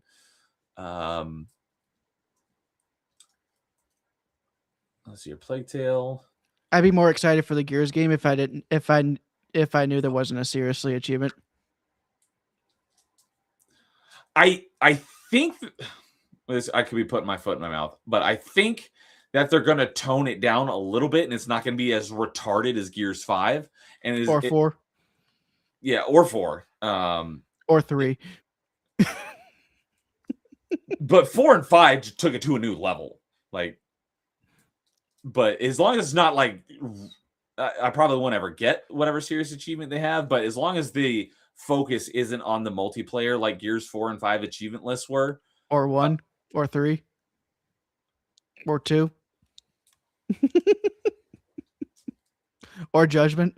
Like I said, the 4 and 5 just took it like to a whole new level on the focus on multiplayer. So if it's a much more even balance between single player and multiplayer for the achievements, like 1 and 2, I I will be very happy with that. But if it's stupid retardedness like Gears 4 and 5, I may not even play it. But or what I'll do is I'll play it on my alternate tag, so I don't have to worry about it. And that's just so I can play through the campaign. But it looks great.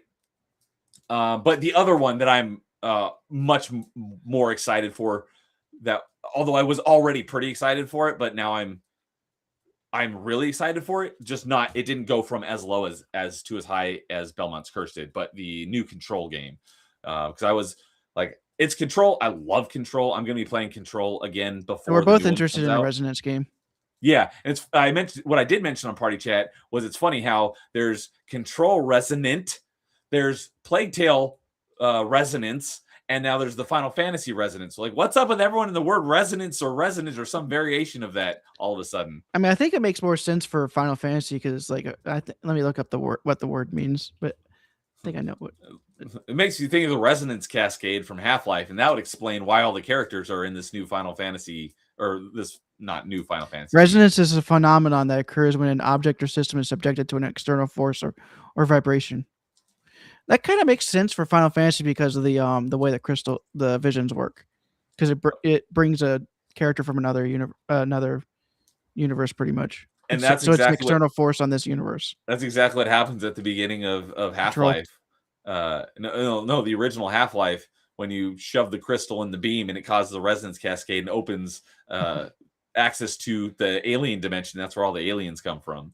So, but yeah, I was already excited for Control. It's just the fact that it's going hack and slash rather than third-person shooter. I was like, it'll probably be good, but I'm still cautiously optimistic. But after seeing it now, I'm like, this looks freaking awesome. It looks like it could be like the next Ninja Gaiden, and the whole like shifting of dimensions, or not shifting dimensions, but like it has that kind of like a gravity. I have never played Gravity Rush, but I've seen Gravity Rush, and you can kind of like shift gravity, and it has that because it's basically like Inception, where the world is like all sorts of weird, where you'll have like a building will be at a 90-degree angle to the street because it's like just reality warps. And so the world of the game looks awesome, and you can like shift at any time to any surface and then that's the center of gravity. And it looks like a really awesome hack and slash. Game looks dope. I'm looking forward to playing that one. And I'm going to play through Control again before that one comes out, because I have the Control Ultimate Edition that I haven't played yet. So I'm looking forward to playing through that again at some point. So another surprise for me. Those are probably the three biggest ones that I'm excited for now that I already knew about. Gotcha. I think another surprise for me was the new Spyro game being announced. I had heard a lot of rumors that that there was going to be another Spyro game. So I didn't really take those rumors with a grain of salt. But I was taking the Zelda remake with a grain of salt because I saw that coming a mile away. That was like a very the worst kept secret. Yeah. So could you imagine if nobody knew that leak and it came out? Yeah, that would have been amazing. So that game does look pretty good. It looks that graphics gorgeous. Looks pretty good for that. So I don't have a Switch 2. I'm kind of upset that it's a Switch 2 exclusive. They got to give you reasons to upgrade. Yeah. So this is definitely a reason to. I'm not quite there, but if they release a like Ocarina of Time Switch 2 edition, I may pull the plug and finally get a Switch 2. That might be the thing is though, you waited too long. Now it's kind of up in price already. Only by $50, but still. Well, it wouldn't have mattered because the Zelda special edition. The Zelda edition wouldn't have been out. They haven't announced the Zelda edition, but I'm assuming that they're going to do a Zelda edition. If they do, I might have to figure out how to buy one at this point. That's good luck with the scalpers. Yeah, seriously, I do want to play that because the scalpers broke my streak of buying Halo on special editions. So I've said on a number of streams that all I want is better graphics and better performance. Leave everything else exactly the same. It sounds like it's going to be a remake and not a remaster. Yep. So if any company, if any of the major three is going to do that for one of their older games, I have most faith in Nintendo. So I think it sounds like it's going to be a remake, and I think it's going to be great. But all I wanted was better graphics and better performance. So we're obviously getting that. But you could literally not change anything else about the game if you had the ability to switch back and forth between old graphics and new graphics. That's kind of how I define a remaster versus remake. If it not necessarily if it has that ability built in, but if you could switch back and forth between old graphics and new graphics, that's a remaster. So that's all I would need to be happy. Yeah. If they do a remake and expand upon it, I have faith that they can do it right. And I think it'll, even if it is a remake and not a remaster, I still think it's going to be phenomenal. Thing is that the other two companies do more remasters than remakes, because even the Combat Evolved is more of a remaster.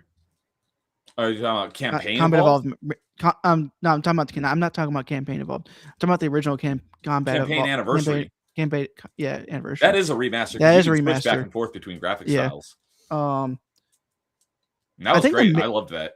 I think the Medieval game was for PS4, which was a remake of. I think that's more of a remake than people give it credit for, even though it pretty much has like everything the same, but it has a different control style. It's slightly different control style, and it just plays better. It's actually one of those ones that's like it's way better than the original release. Than the original. But that was a PS. It was PS1 versus PS4. So. And by medieval game, you don't mean like a game in the medieval. You mean the skeleton guy game, right? Yes. Where he's a knight. Yes. Okay, I haven't played any of those, but I'm pretty sure. What's even crazier is that you can unlock the original PS1 game in the PS4 game. That was really cool. Nice finding that out.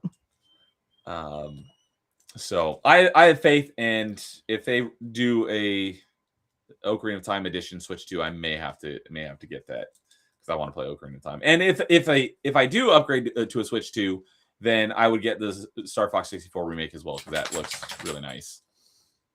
But that's the game that I was going to play next for Retro Rewind on my Wednesday night retro stream, but I put it off 2 weeks in a row now. So I was going to start it last night. I had put it off again because just stuff has been coming up on Wednesday nights. And so Star Fox 64. Yeah, Star Fox 64, because I haven't played it since I was a kid. So I'm looking forward to playing through it again. And then you'll be playing through it again on Switch too. Yeah. So, and after I finished Perfect Dark, I put another poll in my Discord for what game should I play next. So I put about 5 games or so that I want to play, and Star Fox won that poll. So that's why Star Fox is next up on the agenda. So, but yeah, Ocarina of Time was the only thing in the Nintendo Direct I cared about, even remotely. I mean, to be honest, I want to play Xenogears, but it's just more that I would want achievements with them. So I might finally play or not Xenogears, Xenoblade, because they had a bunch of the stuff about Xenoblade, and I might finally play the Wii game one of these days, since it does have retro achievements. Okay. But just more like if I'm gonna play a JRPG that's gonna be like 60 to 80 hours long, I want achievements tied to it. Exactly. Yeah, I don't know anything about those franchises, so I don't even. I think those ones are more action oriented JRPGs. But I don't think they're don't think they're turn based. What little I've seen of them, they look beautiful. When it comes to JRPGs, I was actually amazed at the Persona games were in the Xbox showcase.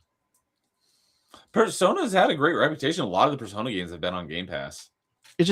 I think that's just been recently, but still, it still felt weird seeing the Persona 4 remake being shown there, and then the teaser for Persona 6. I'll take your word for it, because I don't. It just feels weird. Persona. Was that mainly like a PlayStation franchise? Well, you just don't think JRPGs and Xbox. Yeah. Even though they did even though they tried with Lost Odyssey and Blue Dragon. Okay. So, another game that I knew the name of, but I knew like nothing about it, and I'm much more excited for it now after seeing another awesome looking hack and slash, Phantom Blade Zero. I am definitely excited for this one now. It's just the bummer is it's not coming to Xbox, it's PlayStation and Steam. So when I do get around to playing it, it'll be on PC. But it looks pretty great. I can't remember seeing that one, but it looks like a proper hack and slash, not a Souls like. So I think I'll like it. The one thing I was going to ask you about is, now that we know a little bit more about Dynasty Warriors 3 Remastered. I mean, I was going to get that no matter what. So you were going to get it no matter what? Yeah. So you're ready. Now that we finally get a release date. The Even best though you thing spent about like it, 300 hours on it for PS2. More like 2. Actually, I'd have to look, but I'll pull it up. We got to remember, it's 3 and 3 Extreme Legends. Yeah, both of them together. Because this is. And I'm assuming they're both in the remaster as well, right? Yeah, it's called Dynasty Warriors 3 Complete, so I'm pretty sure it is. And it looks like they're adding some new scenarios too. Oh, so there's gonna be more stuff in it that wasn't in the original. Yeah, but the funniest thing is that they are using the original PS2 voice acting. I can tell immediately because there's a character whose name is spelled CAO. See, it's like okay. Well, in the original voice acting for the first few games on the PS2, they called him Cow Cow.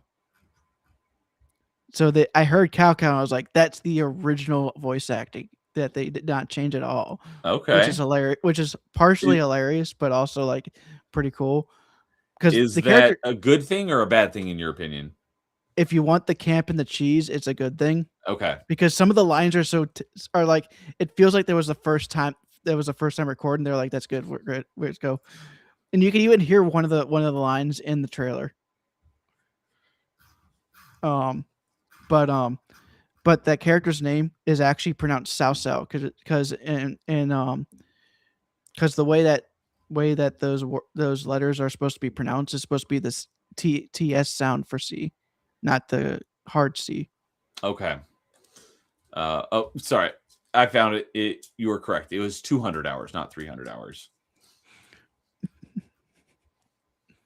I embellished a little bit, but okay. So well, then again, if you combine both of them, I'm pretty sure it's over 300 hours. Oh, the original plus the Extreme Legends version. Yes. Yeah. No, I didn't look at that. Let me see here. Dynasty Warriors 3 was 265. Oh wow, the base game was longer than the Extreme Legends. Oh, well, that's because Extreme Legends was just essentially the DLC, right? Yeah, pretty much. Yeah. So, but you have almost 500 hours in just Dynasty Warriors 3 on PS2. That's crazy. But yeah. So, but I just wanted a date for that, so then we have a date. So, what is the date for Dynasty Warriors 3 Remastered? I think it was October, but let me check again.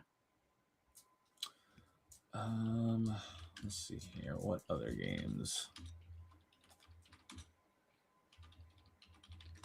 I mean, it's supposed to be, I think it's also supposed to be coming to Xbox, but October 1st. Okay. I think it is coming to Xbox. But I don't know if it's getting a physical release for Xbox, sadly.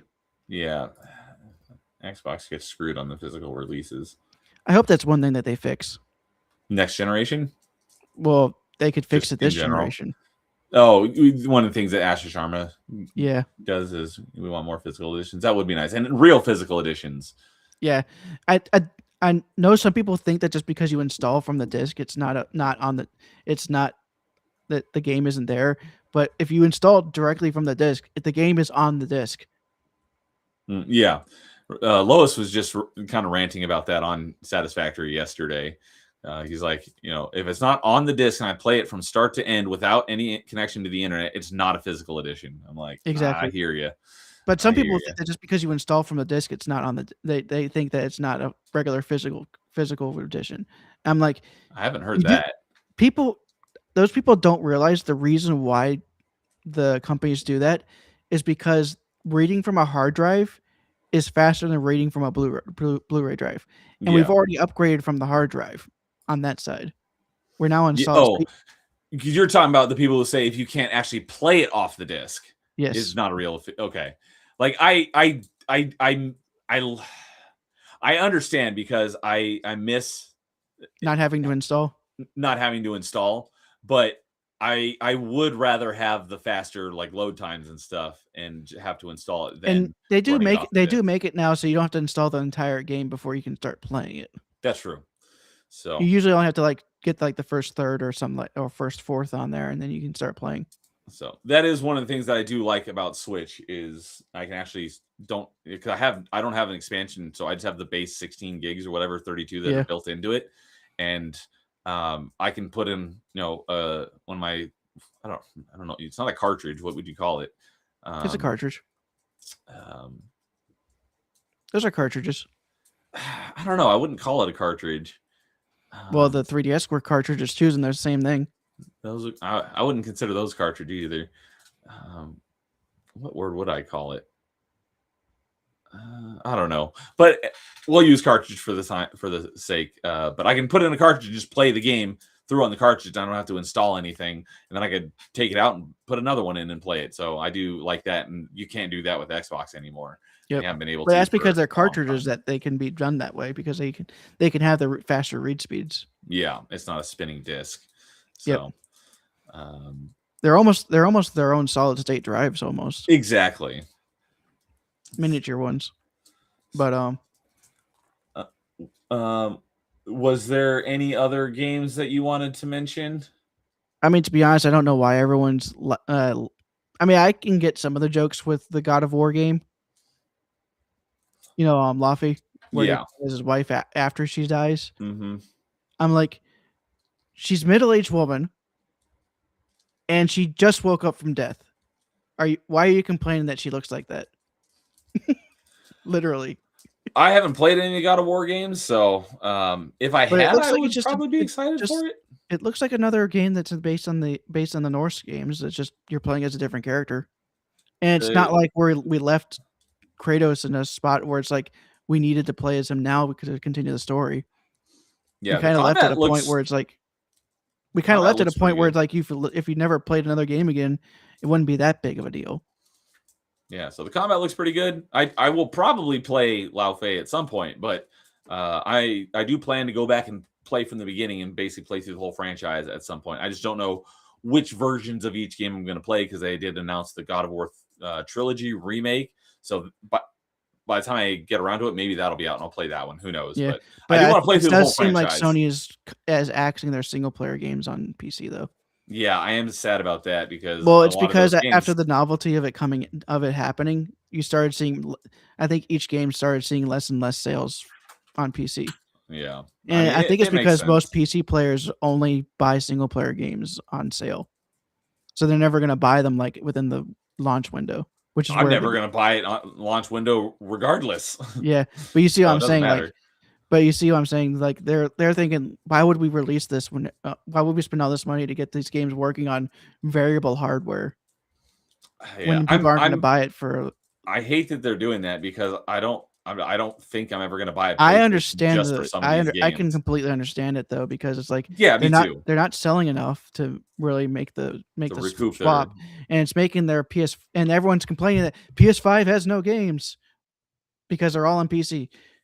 Yeah. So it's like, okay, fine, we'll make them PS5 exclusive again so that you can now say we have games. Yeah. I understand it as well. I just hate it because I don't think I'll buy a PlayStation for a couple of games, but if they come to PC, I definitely want to buy them. So I'm not totally thrilled about that. Well, it wouldn't be so bad if they didn't keep upping the price for the PS5. That too. If it was like PS5 is now $300, people wouldn't mind it as much, but it's been going up and more. Yeah.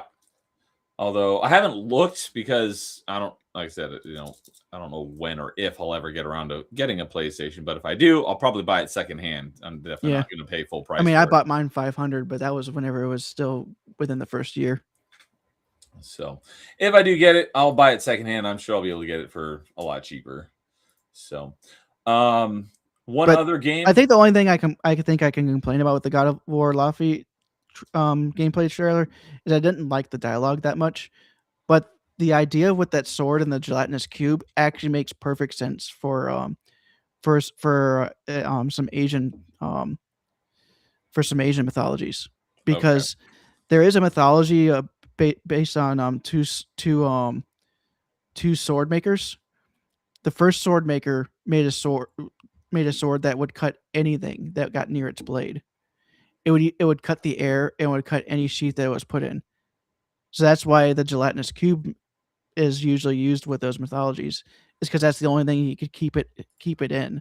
Okay. Because it wouldn't just. But then the other. I can't remember what the other guy's blade, but the whole point of the two blades is that you shouldn't be the first blade because you cut indiscriminately. You cut anything that gets near you, while the other one only cuts what it needs to. Okay. So you can kind of understand that thing. That does make some sense. I thought the gelatinous cube thing was stupid, but I don't know anything about the lore. So, but but it does look like it's a Chinese blade as well. So I'm wondering what they're basing that blade on. Yeah.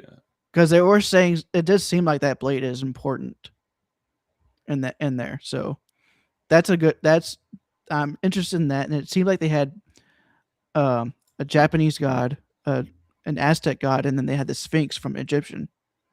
So that's already three mythologies there. And we're definitely going to be seeing Greek because Kratos killed a bunch of them. Yes. So they're going to be in the other world. So it's going to be interesting seeing how they interact with his now dead wife. That is a great point. I hadn't thought about that. And the thing is that whenever Kratos killed most of them, the whole storyline was spoilers for the God of War trilogy. It's been out for almost 2 decades now.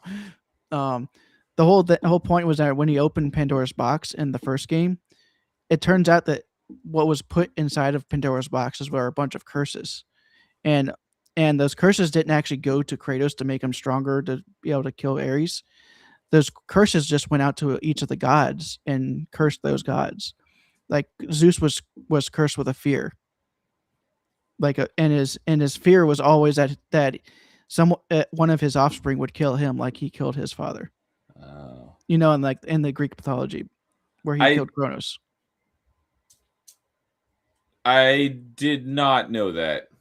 I do know a lot about Greek mythology, but I did not know. Well, that Kronos was given a prophecy that one of his kids would kill him. So at any time that his wife bore a child, he swallowed them whole. Oh. So that's when. But then, whenever Zeus came out, the midwife Gaia, she actually swapped him out with a rock, and then she rose Zeus, and Zeus ended up overthrowing Kronos and actually cutting his stomach open so that his brothers and sister would come out. That's how Hades and Poseidon and Hera came out. Greek mythology is weird. Yes, but I love it. But it's going to be interesting to see which gods are. It's going to be interesting to see which of the Greek gods will actually not be. Will still go after Laufey, but which ones would actually be remorseful for their actions and would work with her. The thing you said about the curses on the gods from the Pandora's box is like, so would you say the curse of the dead gods? Did you get that reference? They shouldn't be cursed anymore now that they're dead. Oh, okay. Because they were cursed when they were alive. That's actually the name of the game, is Curse of the Dead Gods. Gotcha. But I haven't played it, but it's a Hades-like roguelite. And I think in one of the comic books they actually had Kratos go to Egypt in between the two sections of the gameplays. So he went from the Greek to Egypt, then he went to Norse. So there is a potential for a midquel with him being in Egypt. That the people were complaining that he's not going to kill Egyptian gods. We still have a potential to play a game where he kills Egyptian gods. That would be cool. And that could be like a return to the original trilogy gameplay. I just thought of a funny idea. If there is a midquel or a pre-sequel, and it is in Egyptian lore, and there was a tie-in with Stargate and all of the Goa'uld gods, and that's why they're fighting each other is because of Kratos. That'd be kind of funny. I mean, I think the original idea after God of War 3 was to have him go to other mythologies, and he'd find his counterparts in those two, and they'd end up killing those two pantheons as well, and they ended up becoming the three wise men that would find Jesus in Nazareth. Interesting concept. So, all right, a couple other games that I wanted to give a quick mention to. Another one that looks really cool, and this is one that I had not heard of before, so I don't know if this was a first time announcement or not. But Armistice looks like a pretty cool game. It's like a third person shooter roguelike. And the only thing it's a bit of a bummer is it's not co-op. It looks like a perfect co-op game, but it's not. But it still looks really cool. Don't remember that one. Yeah, which it was in the PC gaming show. Oh, I didn't watch that one. That's why. So that was the only one I didn't watch. It looks pretty cool. So that was. I watched the PlayStation. I watched the Xbox. I watched the Nintendo.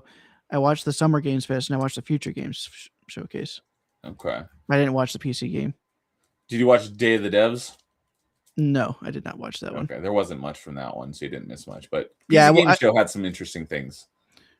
If they went to like a extended thing, or they went to like that weird indie thing after the PlayStation one, I kind of didn't do it because it was like it just wasn't enough gameplay. They were talking too much to the developers. So I don't even know what Armistice is coming to. Armistice. Here. What platforms?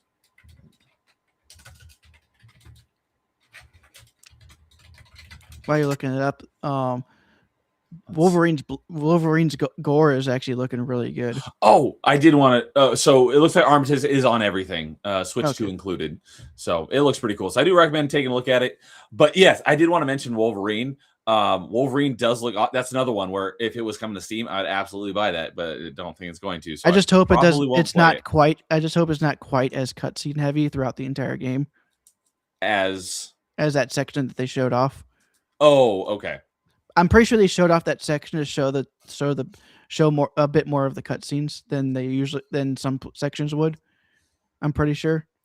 But I'm just hoping it's not like the meme of all Sony first party games where it's like you play for 5 minutes, then you pull out the popcorn for the next 15. Yeah. What they showed looks awesome. It looks like an awesome hack and slash game. So the gameplay looks great. But if it's only on PlayStation, I don't know when I'll actually play it. But the last three I wanted to mention, one was just a teaser. We didn't actually get to see anything, but the TMNT Last Ronin, the new Platinum game. I'm excited. Platinum is awesome, so I'm looking forward to what they got next. AGXGP, the new Wipeout game. Oh, the futuristic new racer game. with the hover cars, F-Zero. I think it looks more like Wipeout than F-Zero, but either way, it kind of is a crossover. It kind of feels like a mixture of it. I never really played F-Zero though, although I never really played Wipeout either. Those tracks look more like F-Zero than Wipeout. Okay, so the cars look more more Wipeout, but the tracks look more F-Zero. Would you say that's fair? Definitely, and I think it's more high speed like F-Zero is. And whenever I've only seen gameplay of like the PS1 games, but they are nowhere near as fast as the F-Zero games on N64. Okay. Or the GameCube game. Yeah, F-Zero GX. So the reason why they don't want to make another F-Zero is because they don't think they can improve on perfection. Apparently. They can't make it better. So that game looks like a lot of fun. Meanwhile, they remake the original Star Fox for the 5th time. Okay, now it's the 5th time. Like there was the 3DS remake, and then this one. It's the second remake. Because technically, Star Fox to Star Fox 64 is still technically the same game. It's still the same story. No, because it's it's not a sequel. It's actually a remake. It's actually a remake. If you really look at it, I haven't played the original Star Fox, since I was a kid, so it's pretty much the same game. It's the same story. It's pretty much the same because of that. So because of that, there's already one. Then you have the Star Fox 64 DS. Then you have Star Fox Zero. That one I don't know what that is. It's supposed to be a reboot, but it feels like the first game as well. And then of course, was Star Fox Zero, was that the DS one or is that the Wii U game? Wii U. Oh, Wii U, okay. The DS game is actually the last game in the timeline. Was that Command? Command, yes. And it's set after Assault. Okay. So all right. Well, I'll pay attention to that when I play through Star Fox again. But yeah, AGXGP looks like a lot of fun, and it looks like it's actually only coming to PC. So that's weird. Yeah, I think that game would be better on a controller. Yeah, right. Why would you want to play a racing game on PC, or not necessarily on PC, but that's definitely not a mouse and keyboard game. That's a controller game, or some sort of high tech setup if you've got the wheel and stuff. But That one looks like fun. Last Ronin, and then the last one I wanted to mention is Gen Atlas. Looks really interesting. It's basically the spiritual successor to like Shadow of the Colossus. Gotcha. So I haven't played the Shadow of the Colossus, but I've heard nothing but good things about it. I do plan to play it for retro achievements at some point, or if I ever get a PS3, because I think they did a remaster of it on PS3. Maybe I'll play the remaster, but this one looks really interesting. And instead of giant monsters, it's like giant Shadow of robots. the Colossus was originally released on the PS2. It was a HD remaster on PS3, and then it was a remake on PS4. Oh, okay. I did not know that part. But the remaster on the PS3 was attached to Ico as well, which is made by the same company. Yeah, that's the same one. Is that Studio Japan, or is that Suda 51? I can't remember. Or I could be wrong about that entirely. Let me pull up Ico real quick, because I do know that is the same company, and those games are often mentioned together. Developers just called Team Ico, so I was off. Although I think Team Ico became Studio Japan. I don't know PlayStation, but I feel like Studio Japan. Let's see here. No, Studio Japan is best known for Monkey Island. No, products. Shadow of the Colossus. I was right. Okay, you might find this hilarious. One of my friends is playing Subnautica below zero. I just looked at Discord for a moment. Yeah. He named his sea truck Ocean Gate. And by the way, he said it didn't last long. That's hilarious. Oh, that is great. So yeah. There's other games that look great, but those are the ones that I'm most looking forward to. So, anything else that you wanted to mention last minute? Not that I can think of at this exact moment. I was surprised to get an announcement for essentially a Hellblade 3. It looks like it's going to be quite different than the first two, but I'm very much interested in that one. Mm-hmm. I think the biggest surprises for me were definitely the Spyro and the Final Fantasy Resonance, because I was not expecting Spyro 4. Oh. I think that's going to be a Spyro 4. Yes, because like how they did with Crash 4. Seems like it. I just hope the worlds aren't too big that they become cumbersome to look around. That's fair. One more that I wanted to mention. I've never played any of the games in the series, but this new one looks awesome. Also looks like a proper hack and slash, and that is the new Onimusha game. Looks pretty interesting. So. I think the ones on PS2 kind of play more like an early Devil May Cry game. Yeah, I haven't played them yet, but I do know that Onimusha was another spin-off of Resident Evil, so it plays like the early Devil May Cry, but with swords instead of guns. Well, first Devil May Cry, you still use swords. That's true. You just use guns every now and then. It's only in the second game that you really want to use them, though. Okay. And that's the one that everyone hates, right? Yeah, because they made the guns too powerful and they made the combat cumbersome. So, all right. Well, I think we'll call it there for tonight. Any last thoughts on Summer Game Fest or just the showcases in general? I was about to say something, but I was thinking about saying something, but I can't remember what I was going to say. Lost it. Yeah, sadly. Okay. Oh, should we have a moment of silence for Destiny? Oh, I didn't play Destiny 2, but Destiny 1's still my most played games ever. But here's the thing. The live action game I've been playing, Warframe, its first PC release came out before Destiny 1. Before Destiny 1, and it's still going after Destiny 2. Yes, and it's getting a big update next month. And they're still that they haven't shown us what's coming this Christmas either. It's a big update. Yeah, and that they have a second studio making Soulframe, which was shown off at the end. I heard that name. Is it actually related to Warframe? It's made by the original management team that ran Warframe, but they kind of started getting tired of working on Warframe, so they were like, okay, we're gonna set up some people who still want to make Warframe, and that's how they've set up for the past few years, and that they've been making Soulframe.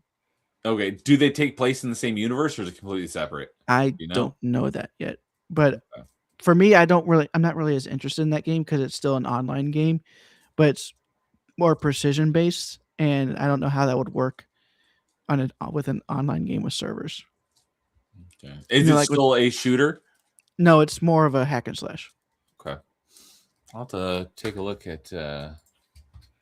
Let's just say one of the sections in Warframe was kind of considered an alpha for what they were going to do with Soulframe. Okay. So, all right. Well, before we say goodnight here, what else?